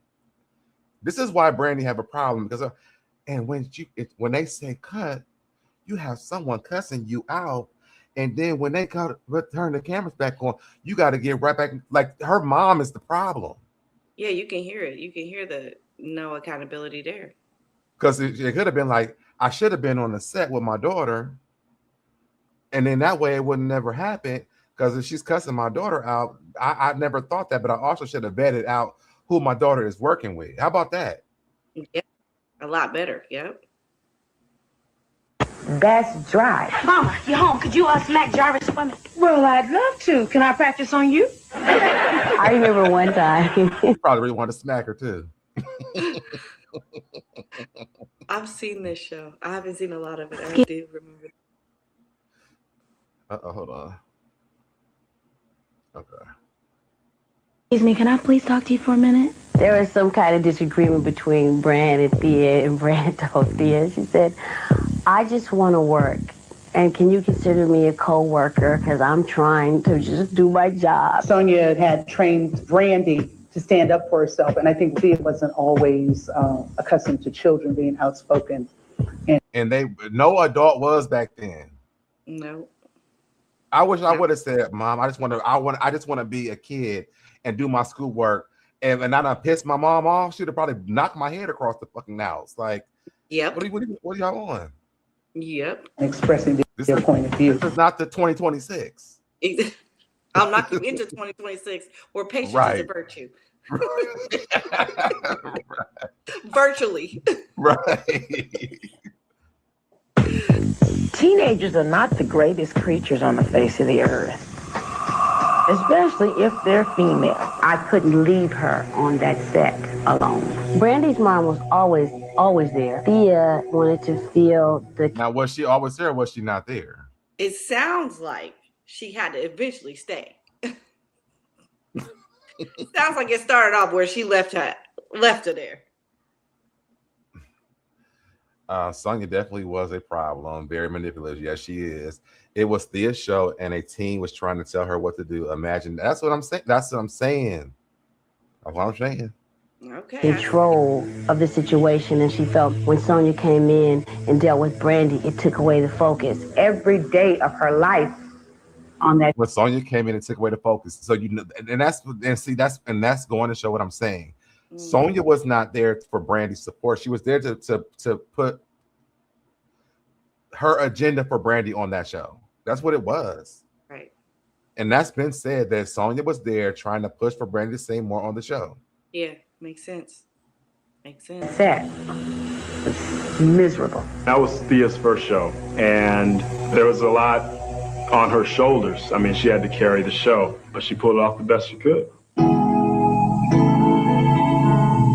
That experience taught her that. And that's one of the actors that was on the show. So, I mean, if he's saying that, I mean, and he was an older kid, one of the oldest kid on the show. So, of course, he's going to understand more than, Brandy and the younger two kids on the show. Absolutely. But, I mean, and that's what I'm saying. I think that Brandy's, the way she portrayed Thea is not right. Yeah. You gotta be strong-willed. You have to be tough-skinned, and you have to be focused on what you can become and about what you have to do. It taught her that this is the business. This is what it's all about. Sad to say, but you got to get ready for it. Brandy was a teenager and she was going through and Sonja and I, whatever we went through, that's in the past. And even God can't change the past. And see what I'm saying? How she's talking about it? It's like, this shit is in the past for Thea. But Brandy done put this lady in the thing like she done said, murder the bitch. She's on her period. I'm seeing your point here. I'm seeing your point. And as you can tell, Sonja had agendas for her daughter. And Thea said, this is my show. Yeah. And that's why it moved into Moesha in that manner. Yeah. And even the boy that played, I think his name was, he played Jarvis. He talked about, you know, this was her show. She did what she had to do. And imagine having to do all that. This is the network, this white network that put these black people on this show. This is I think they said Fresh Prince was something was out at the time, but she was saying that it was like upper echelon families. This is a regular family with a single mom. Yeah. And they're trying to make, and Thea wants to show them look like, you know, regular shit that people see every day. And on top of that, they got Brandy, who they don't know that life. Right. So they can't even understand what Thea is even doing. They should have never put Brandy on that show. No facts. Brandy had an issue with Sheryl Lee Ralph as well as on. Yeah, we talked about that already. Early. Yeah, we talked about that earlier. Okay. But it makes full. You see how Brandy assumed that she was being a what? A bitch, right? Yeah. Mm-hmm. And her mama said, "This is the game. Be prepared. Get ready." So what do you think happened when she got Moesha? It's her show. Yeah. It's around her. If I say she can't have no braids, it's my show. Just the like same thing if I said you can't sing, this is my show. Do that on your show. You see what I'm saying? So I think she took that same energy from that adult comedian who was dealing with a teenager who was going through stuff. She took that same energy and integrated into, because that's what she knew. She also went there and talked about how Kim was big. She wasn't smart enough to go to college, but Brandy was so strategic that she put it in the script. Yeah. Which is that's diabolical. But it makes sense because she felt like she was being pretty much laughed at too. You see? So I feel like she's taking a lot of what she went through on that Thea show, and she's also distributing it to the people because, hey, I had to go through it. So you gotta go through it too. But I mean, but you know what the thing is though, that for Countess Vaughn though, that's not right because Countess was already acting before. Yeah. So before Brandy was acting. Show. Huh? It wasn't Countess Vaughn's show. It was her. Oh, okay. I got what you're saying. Yeah, like it doesn't matter what you did before. Now you're on my show, my rules. You can't do this. And if you're singing or if you got braids, I don't want you to have braids because when I was singing on a show and I wanted to show more about me, I had to confine to this woman's show. So this is my show. You can't have braids. I feel like she went through so much trauma in her mind because in her mind, yes, like you say, in her mind. In her mind, in her own mind. She took that same experience instead of learning from it and being better. She felt as though that this is the way that the music industry, the industry is. I'm going to treat other people the same way. And clearly it's in her to do that. It wasn't in her to say, I'm not going to treat anyone the way that I was treated. Yes. Which says a lot. Says a lot. We did complete our full season, so after that you wait and you find out if your show is getting a pickup for the following season. I would say that if you have tensions on a show, the show is on its way out. I got a written notice that it wasn't being picked up. The cancellation was sad, but Sarah loves to learn math thanks to Adapted Mind. It started. When the show was canceled, Brandy went on to do When the show was canceled, Brandy went on to do a music. She was determined that recording was going to be her first venture. All right, I'm assuming that's going into. Okay, we can cut it off there too.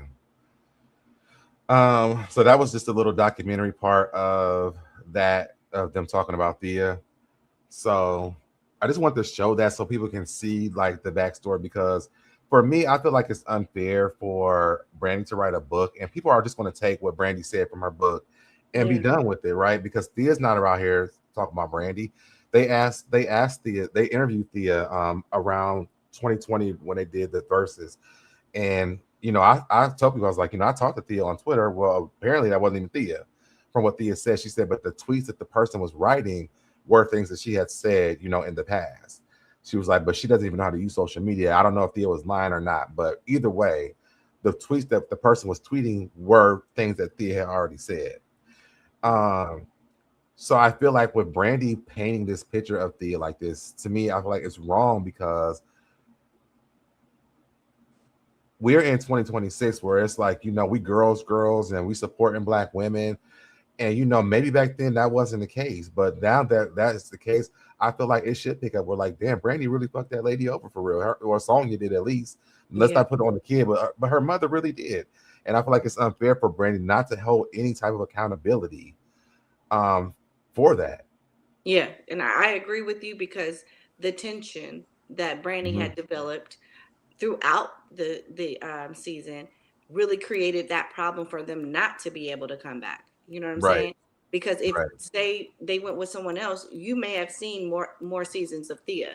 But unfortunately, you had someone whose mother was very, very ambitious on getting her daughter and her music out there. You know what I'm saying? That and rightfully so. Like Sonja didn't do that, wasn't wrong of her.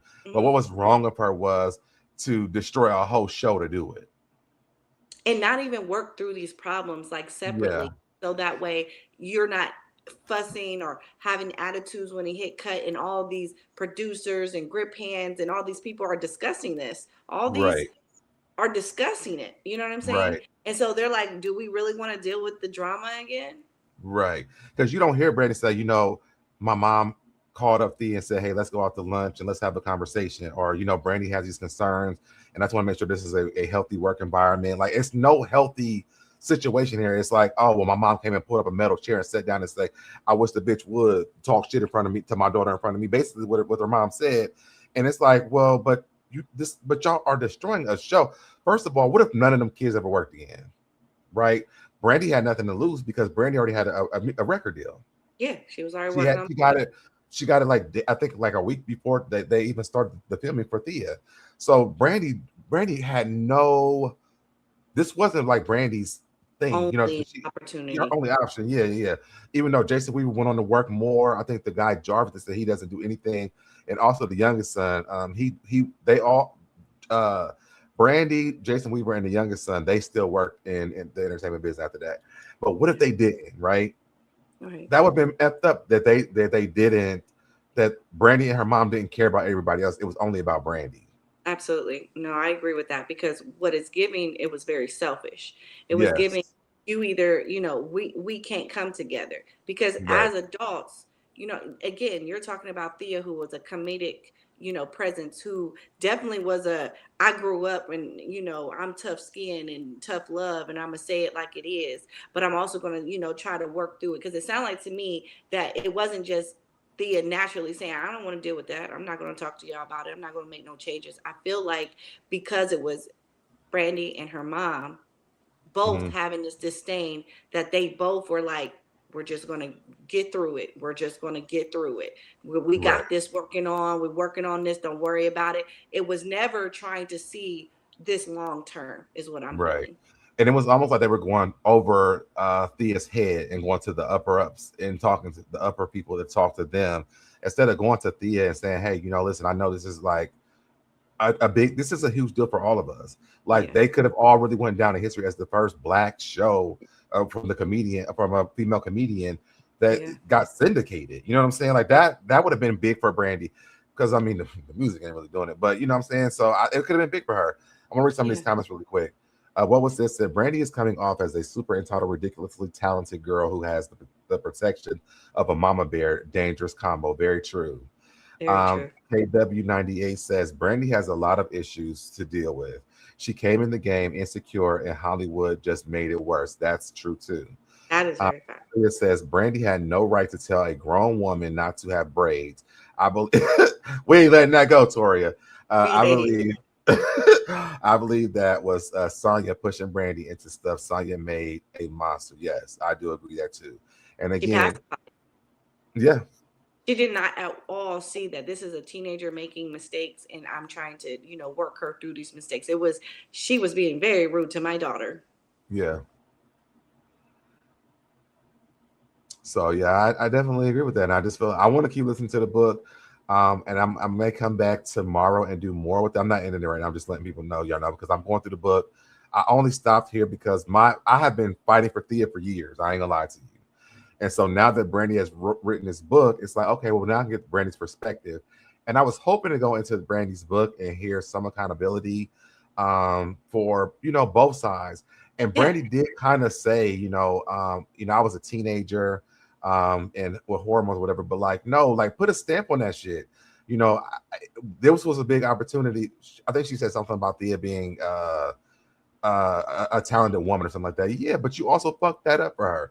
And although Thea is still touring and she has shows or whatever, because even during the verses when that account came up, they interviewed Brandy and they asked Brandy about the comments from the Thea account.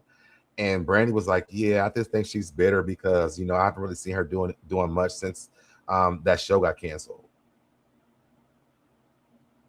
I'm like, it's clearly she never wanted oh, wow. Okay. Anyway, it's clearly she didn't want it to be successful. I think in some ways, after what had happened, she was sabotaging in her own way. And what she should have did, like you had mentioned, is admit to some of the things. Like, I did have an attitude. I did, come to set and she'd say some things that irritate me. And, I understand now that, I should have let some of those things roll. Like you said, she never showed any accountability for her part that she played in the down spiral of Thea. So I definitely understand. And then to even go on, social media stuff we watching, you can see Thea taking accountability. You know what I'm saying? Well, I hate kids, or she was getting on my nerves because she could remember the lines. See what she's going to. She went on and she's really not even talking shit about Brandy, but Brandy's like, yeah, the wicked witch from the west just tore me down by my period. It's like, Brandy for me is just this is why I cannot deal with Brandy. Yeah, I understand. No, I get it, because one thing most people can't deal with is that when there's two people at it, both sides are wrong. There are two, if you can't handle it and you're constantly being combative, there's two sides of that wrong. And it sounds like she wants to play the victim. Even though she has valid points as far as don't talk about my period to this crowd. Yeah. I'm still trying to get familiar with acting. This is throwing me off, this isn't something we discussed that I said okay to. But at the same time, you got to be able to, like her mom said, you got to have tough skin. This is the industry. She should have learned from that and not continued on, bringing that type of energy into all of her projects and dealing with other co-stars. And that's why she's consistently being told she was not nice. Yeah. Maybe even some of that comedic rudeness from Thea rubbed off on her and she thought it was funny to be But funny. she's not even being comedic about it. She just being a bitch about it. And it's like, it don't match. It's not you. It's not you, boo. This is not your thing.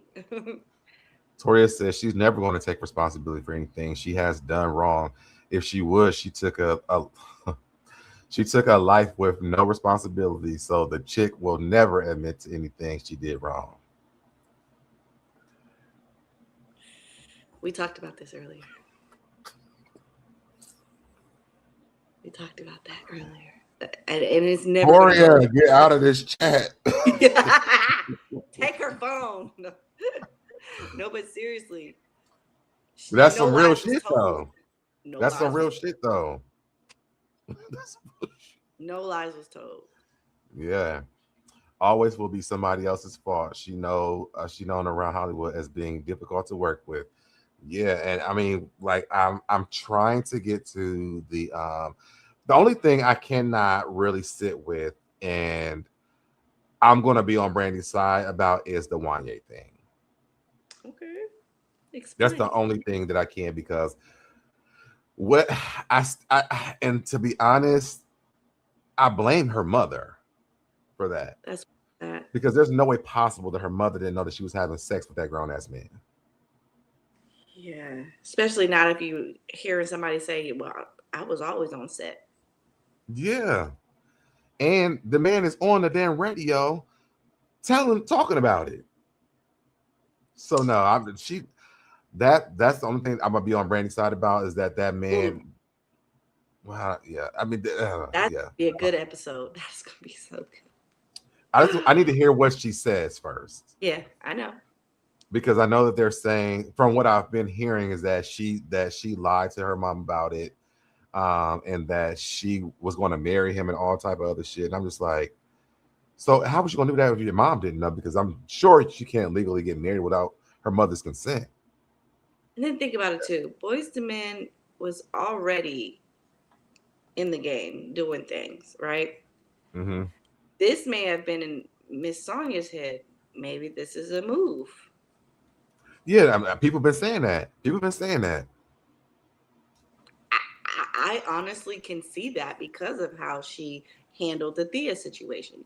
She was only focusing on moving her daughter into this light, and even if it meant not giving my daughter the pep talk about how to handle adults and how to move in the industry correctly, I feel like this was an opportunity for her to move her music and get networking with the right people. And so, but then again, it also turns around, like it wouldn't even have been that, because people really don't. When we have conversations about music, like people don't really be like, I'll be going up the bat for Boyz II Men. People don't even really like them like that for real, and I'm be shocked. That's crazy. I'm shocked too. Boyz II Men is a staple in Black homes. Yeah, I was a huge fan of Wanye's. I'm like, Wanye is like one of the best male singers I've ever heard. But people they hate that Wanye whines and all this shit. I mean, it was like they be going at, they be mad at me about what'd you say? His name is Wanye. Wanye. But no, I understand what you're saying. So I mean, she wasn't even making a good move, but I just, this image of Brandy, and the thing is for me is Brandy has this letter allegedly that Whitney Houston had left her. I don't think Brandy has no letter that Whitney Houston gave her. But remember, it was that letter that was passed to her. Yeah, I don't think there was one. They did it on camera. Yes. Whitney Houston handed it to her? Yes. I'm gonna send it to you. I'm about to send it to you right now. But continue what you were saying. You sure it wasn't like the brooch, the pamphlet of the program for tonight? It was an interview. Mm-hmm. It was an interview. I'm not sure. See, now you got me thinking. It was an interview, either Whitney Houston or. Hold on. Okay. I just can't let that go when I see. I just can't let that go when I seen a certain content creator fanning out when she got the star. I was really mad at him. I know who you're talking about. Why she lie about being married and never apologize? Like, she don't apologize for shit. It definitely. I got it. I'm gonna send it to you so you can play it. Send it to my email. Okay, I'm gonna send it to your email. All right. It was definitely a move for getting Brandy with Wanye. However, I do believe that Wanye was a weirdo for pursuing her. I do too. It makes me now I don't like him. See, I hate that for me. Boyz II Men is everything. Yeah. And I heard something. Somebody was talking about his family, life. Like, I know he has the kids who have the group, the sons. It was the sons have the group, but he also has like a daughter who sings too. Because the groups with the sons is called Way More or something like that. Oh, hold on. I just think it's strange that he would even look at a 16-year-old girl as if she was even mature enough to be messing with. And from what I heard, he took her V card, didn't he? Yeah. Yeah, like what? And then went on the Breakfast Club and they asked him about it. And it's not Sean. What's the other guy's name in Boyz II Men? Let me get the names of them. Wanye, Sean. Is it Morris?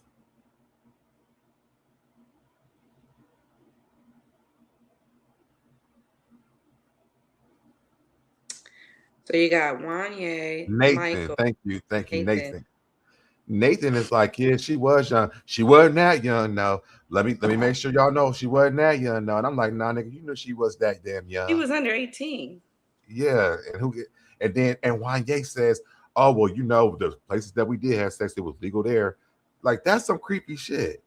So you saying y'all went out the country and it was legal to do that? No, they went to different states where she was 16 because in different states, 16 she's legal. Oh, okay. Wow, that's crazy. But the fact that you even knew to do that is creepy as fuck. You know what I'm saying? Yeah, that's creepy. They talk about Brandy wanted it. And I'm assuming it's in the books. I don't know. I don't know. I can't wait till you get to that. But let's check this out. Oh my God.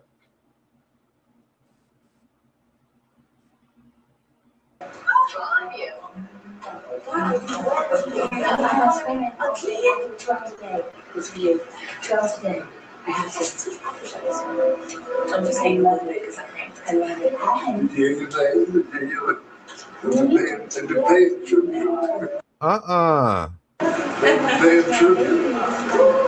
It's my dad. My dad.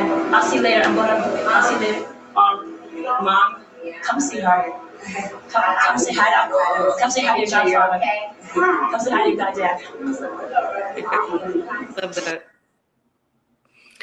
Wow. Yeah. And then you saw like it was so, and this is how I feel too. Like the way. Oops, sorry.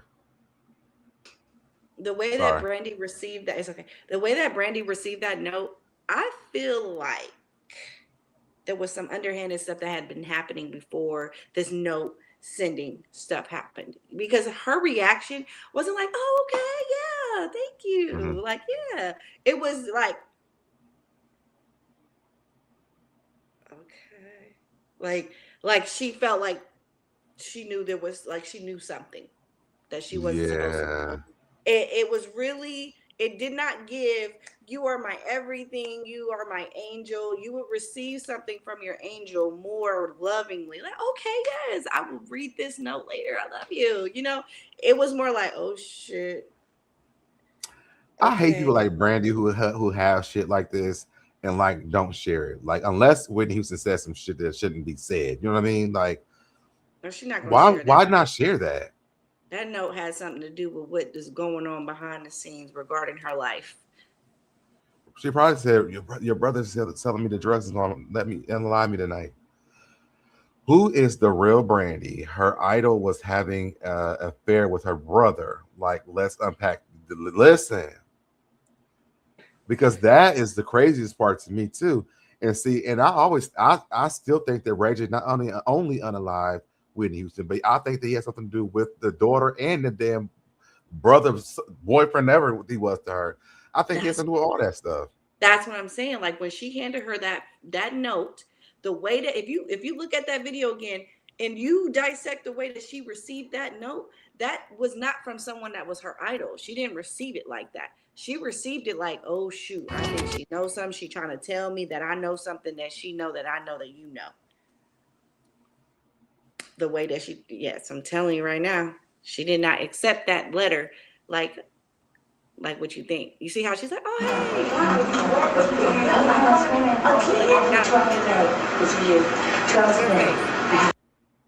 Oh, yeah, like her face. She like she must owe Ray J some money or something. I'm in trouble. Continue on. Look at her face. She doesn't change. She does not Like she owe, change the way she might owe Ray J some money or something. I'm just saying love it because I love it.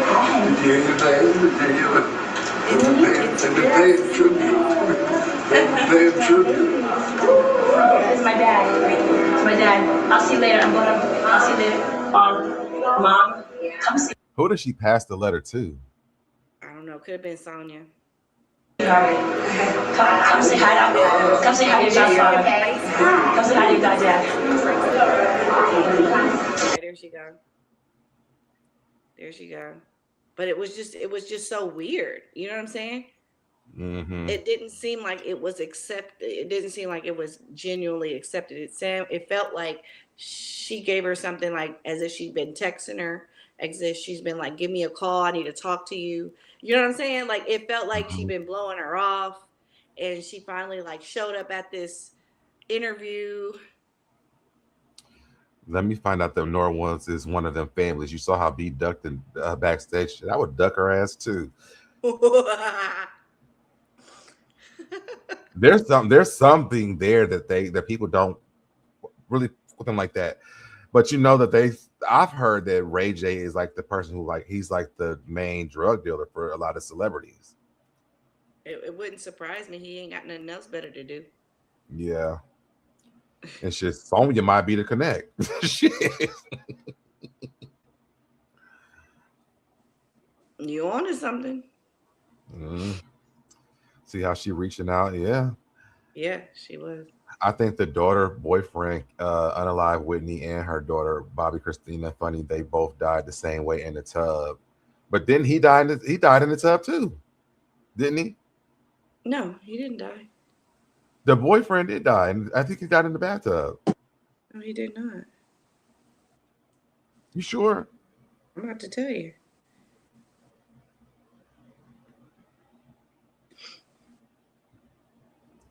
I thought all three of them died in the bathtub. Because he was. Oh, I guess he did die.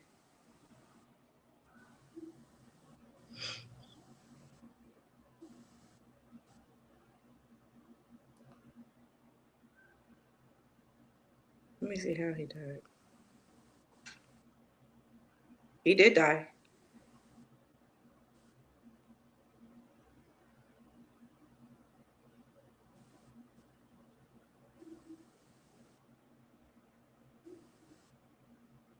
He died January 1st, 2020, at the age of 30 from a heroin overdose.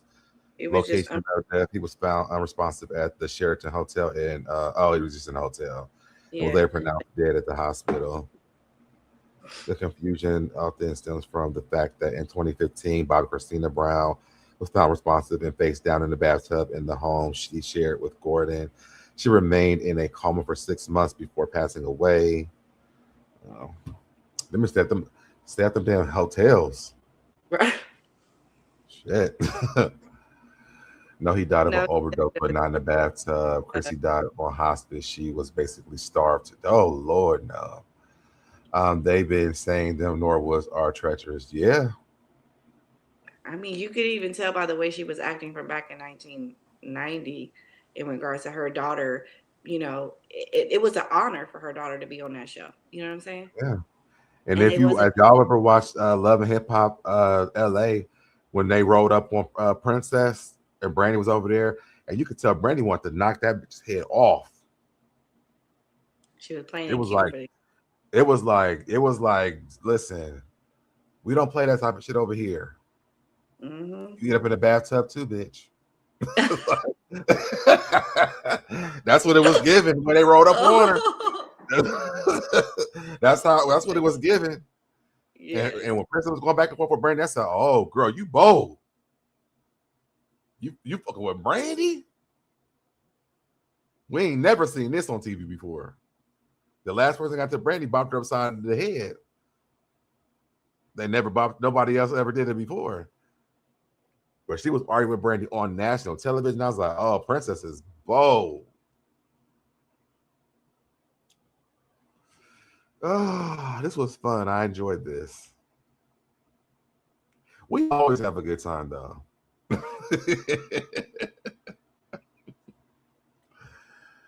And Princess still don't give a damn about Brandy. She, ever since Brandy wrote up on her, she got all the smoke for Brandy. All right. But yeah, y'all. So again, I am going to be I'm going to start the book from the beginning. I really, like I said, I fast forwarded to the part about Thea because I have really been talking about Thea a lot for the last few years because I really did love Thea and I really do hate the way that the Norwoods did her for her show. So I went on Twitter the other day. I made my post and like, you need to read the book, read the book, read the book. And now that I have the book, I still feel the same damn way. So there was no point of me doing it. And I'm like, I'm glad I didn't have to pay for it because Audible, if you got a new account, they give it to you like 30 days for free. So I'm not paying for Brandy's book. Because I have no interest in really like Brandy's life. I know that Brandy's not going to take accountability for shit in the book. Oh, thank you so much. I'm glad that you're over here. I hope you subscribe to the channel too. But yeah, hold on, bring her back. I got it off of Audible, like I said, for free because they gave it 30 days for free. So I'm gonna listen to the book before my 30 days is up. I know that's right. And then be done with it. Brandy I will never own a thing for Brandy in my house. it's Beyonce's up over in this house. That's it. It's another B. It's gonna be Here we another go. B. This one. She looks great. You love you. That's the only B up in this house. And you know what else? What else makes me mad about Brandy? What? For years, when Beyonce was getting ready to come out with her 7th album, they kept calling that album B7. And Brandy came out with that damn album called B7. She was never going to name that album that. Brandy is, I'm telling you, that's probably why Beyonce don't fuck with her. That is so bad. Oh, thank you so much, KW. This was really a good show. I have to go finish cooking dinner for my hubby. Love you. I love you too. Thank you. Need to check that book out on Audible. Yeah, go if you don't have Audible, it's free for 30 days. Go on over there and get it. Brandy is petty. Yes, she is. But yes, when Brandy named that album B7, I said, you know what? And the fans probably, I don't even know if Beyonce's gonna name her album that, but the fact that she named that was just like, it was so lame to me. How many books can you look at in 30 days? I'm not sure, Toria. Because actually what I did, whose book did I get the first time? Who just had a book out? Do you get to subscribe with like a different email? You can do it. Yeah, I got a new. It was somebody who had a book. Was it like a tell-all book? It wasn't no Diddy book. Somebody just had a book out. What no Diddy, huh? Yeah, because I know that person wrote that book about Diddy, but it was somebody who just had a book out, and I got it and I listened to it for like days. I can't think of who it is, but that's how I knew about Audible. So I just went and picked up my my traveling email, logged in. Bloop, bloop, bloop. All right, let me see what Brandy's talking about real quick. Right. No, this is really good.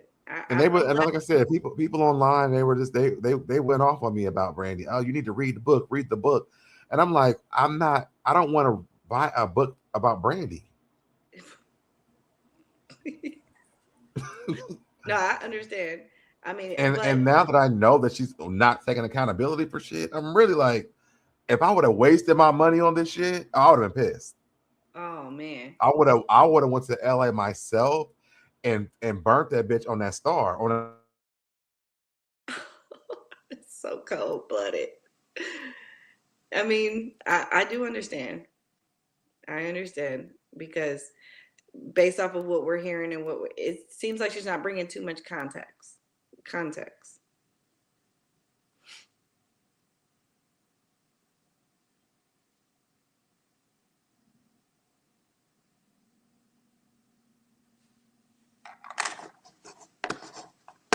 So dead.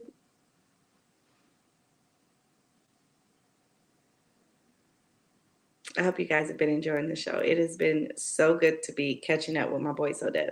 I love him so much. And this is a good topic because I didn't know she was this petty. Like, she's not really out there. Like, she's very private in her own way. But I do think that it's so interesting that she's got this book and the things that she's disclosing, it doesn't seem like she's taking any accountability as what we see so far. And I do feel bad for Brandy to have to go through some of the things that she's been through, such as, her experience on a set, and to experience, your private information being thrown out there regarding your period. I can understand the trauma that she can get with that, but I think that it's really interesting. I do. And he'd be right back, but I'm going to be here with y'all. My name is Ma'anale. For those that haven't understood how to pronounce that, my name is Ma'anale, and me and SoDeb go back so long. We've done this on-air thing for at least 20 years now. I sometimes have to come back, but I really miss being on here with him and having these discussions is really important. I think we should, really embrace some of the people we call celebrities and really see, why we follow them. Why are we so invested? Brandy is interesting, to say the least, to know that she's putting all these people's business out there. That's interesting as well. And I really think that, what SoDeb is doing in these discussions and having you guys here to discuss it with us is so important. And I hope you guys have enjoyed this almost 3.5 hour show. He said that he's going to be popping right back on there. His internet went out. So it's all good. For me, as a woman, hearing something like that, it could be disturbing for someone to discuss about your private business. So, hey! My bad. My internet just reset for some reason. It's okay. Thank you so much, Toria, for that. Thank you for the super chat, Toria. She says, thanks for the laughs today. Good show.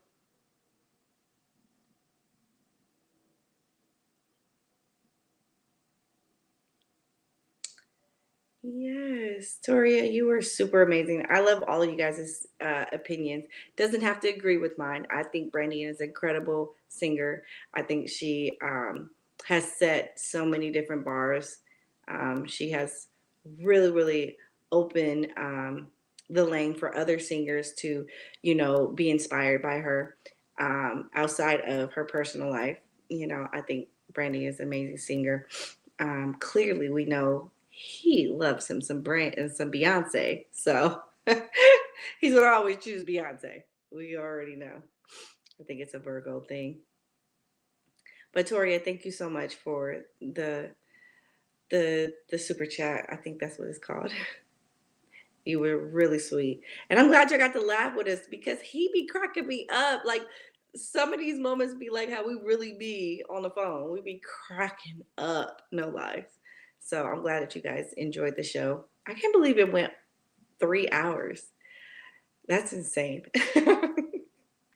I'm talking to him too about bringing back a show that we had too. It's called The Breakfast Crew. That was cool. Yeah. And so, where'd he go? He's coming back. And I don't have no control. My bad. There you are. I don't know what's going on with my internet. It's probably no. They like, who is this gal? Can you hear me? Yes. Okay.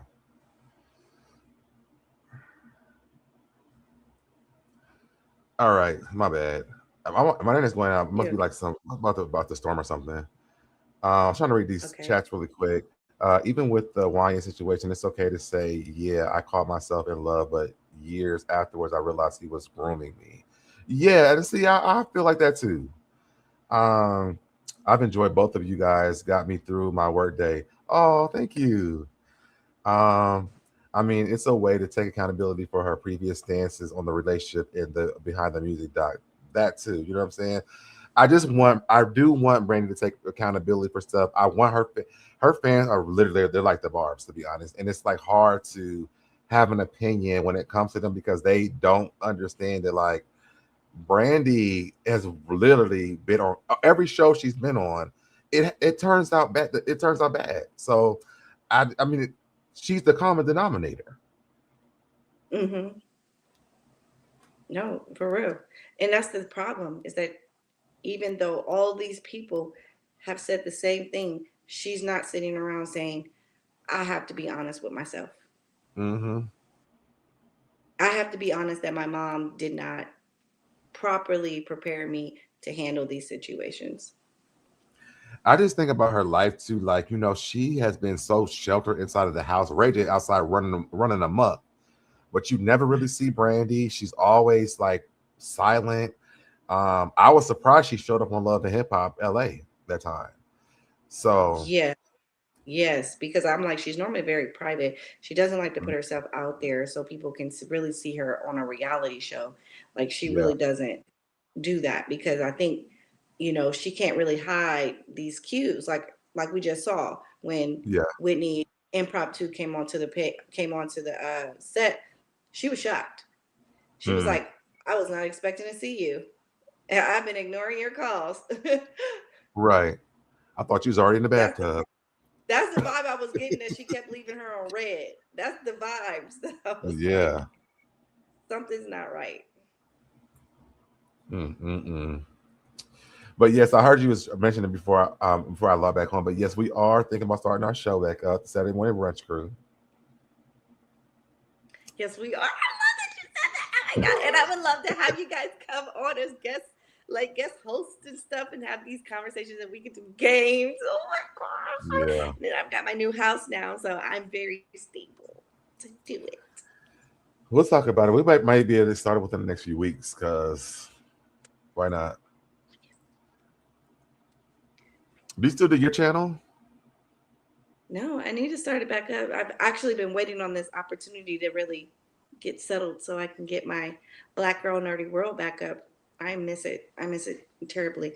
But I miss doing things with other people because Black Girl Nerdy World is just my show. And I'll have like guest people on there that does anime and comic books and talk about the new tech gear that's out and PlayStation games and stuff like that. But right now, I would just love to get my feet wet back again in this. I miss it so much. You know, this is part of us. This is part of us. You know, I'll be like my friend, the Happy Baker.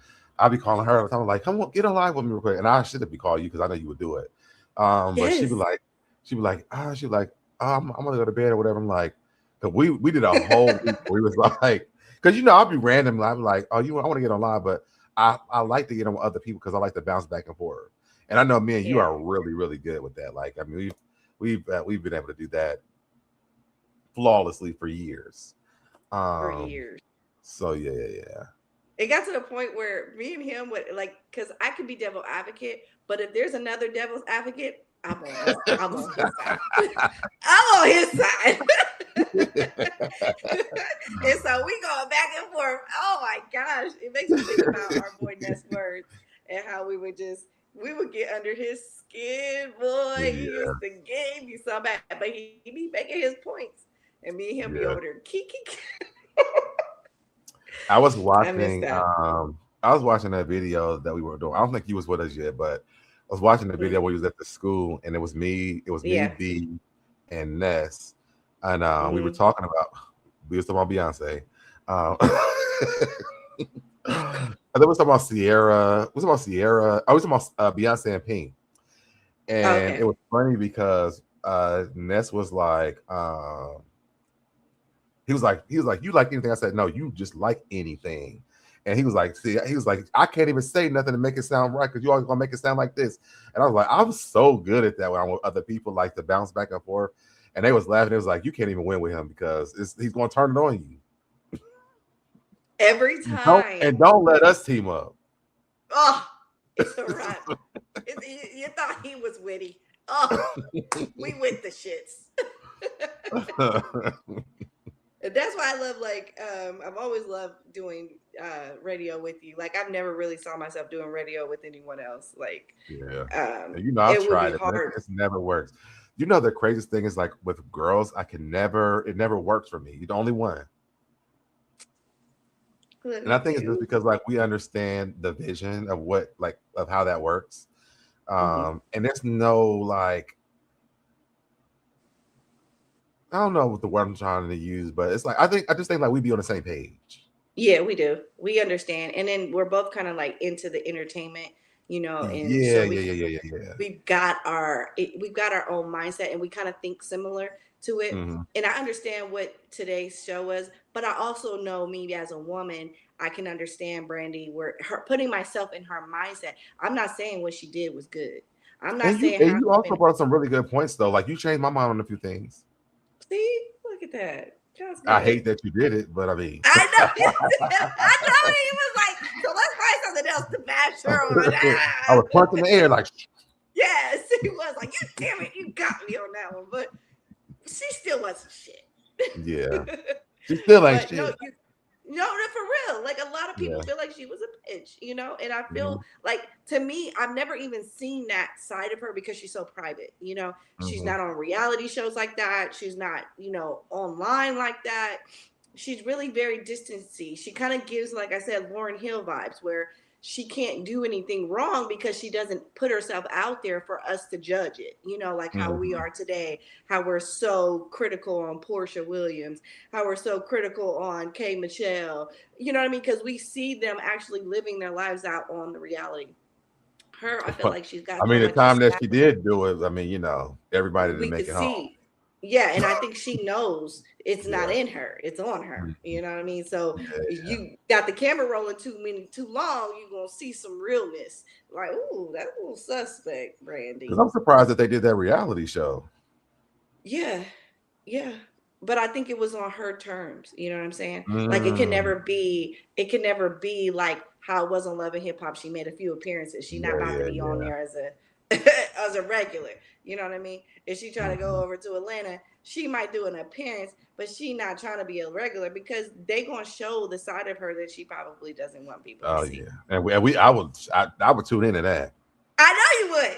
You would tune into that. You'd be like, I would be on her every day. I'll be on her giving live updates. Y'all see that shit that Brandy just did? I told y'all she was a bitch. I told you. Didn't I tell you? I told y'all this last year. I've been saying this since I've been on the radio. Don't fucking trust Brandy. Don't trust Brandy because she gonna fuck you over, okay? It's her show. No braids. Don't show up in my chat with no braids.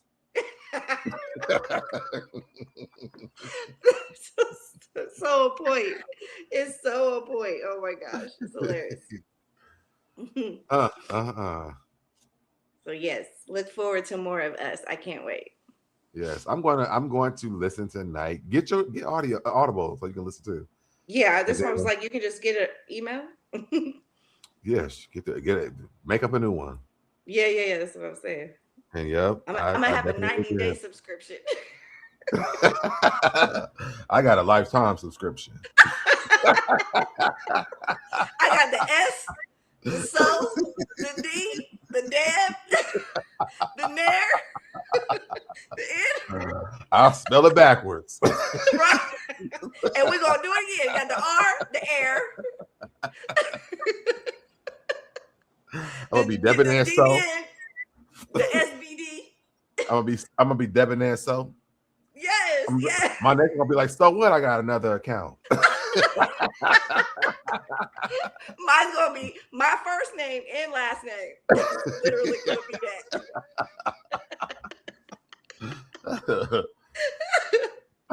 That's hilarious. No, I'm trying to think who had a book that just came out that I even figured this out though. That's so funny. He said that I just figured out. You're gonna have to text it to me. Okay. Oh, okay. We almost been here for 4 hours. Woo. I know. I don't even feel like that. And honestly, I cannot wait to make clips out of this because this was good. People gonna be pissed off at me too because you talking about Brandy, they gonna get upset, but I don't give a damn. Yeah. And I'm gonna talk about it tomorrow. please put some of those clips of Countess Vaughn's face where she's like, no. No. I was like, dang, I felt like I was getting hurt from Bambi when she was like, is you trying to get back? We're scared and will not. It was crazy because she was all happy to, like, Reggie gonna be on the show. Is Brandy gonna be there? No. And I love that. What was so awesome is that even though she went through what she went through on Brandy's show, she was able to get her own spinoff. And I feel like she had control over her show in regards to Brandy. You know what I'm saying? And so I felt like, in a sense, it almost was like, you don't stop nothing over here. That's what it was. I think, and I think the people low key, I think the people behind the scenes was tired of Brandy, and they was like, you know what? Since you want to do all this, I got and her mama, because when she took over that show, they was tired of it. They probably all wanted to quit, and so that's why they canceled that show, and they probably all went over to the Parkers. Oh. Swear to God, if I can spin around in this rocking chair, I would, because that is so facts. I know it, because when there was a lot of interchanging of those artists, of those actresses and actors back in the 90s. So they had conversations in the green room or in the screen room, like they had conversations. So that's crazy. That's why, like, where you working at over there on the Moesha staff again? Right, really on Moesha.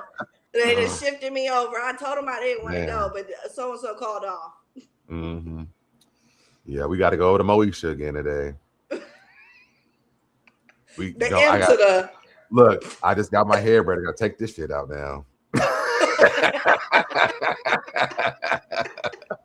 stupid as hell. Can't even have braids on, even that's great. I tried to wear a hat last time. She made me take it off, and they took the braids out on the set. Right. She walked up and grabbed her braid like,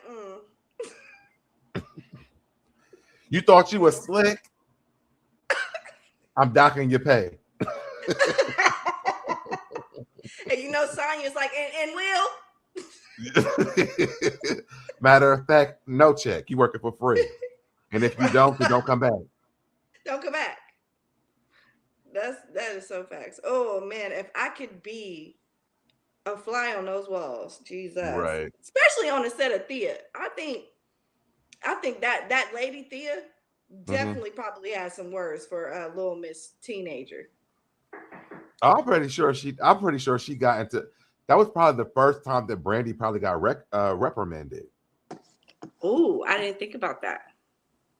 And that's why she probably couldn't take it, because Thea probably was like, stop playing, do your lines, because I'm ready to go home and you over here playing.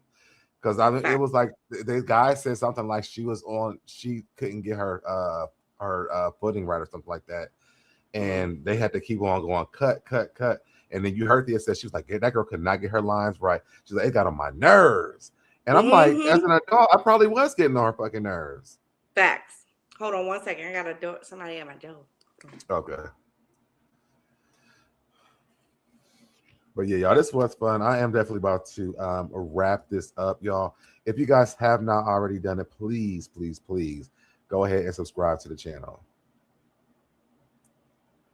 I took all my stuff down. Hold on. Hold on.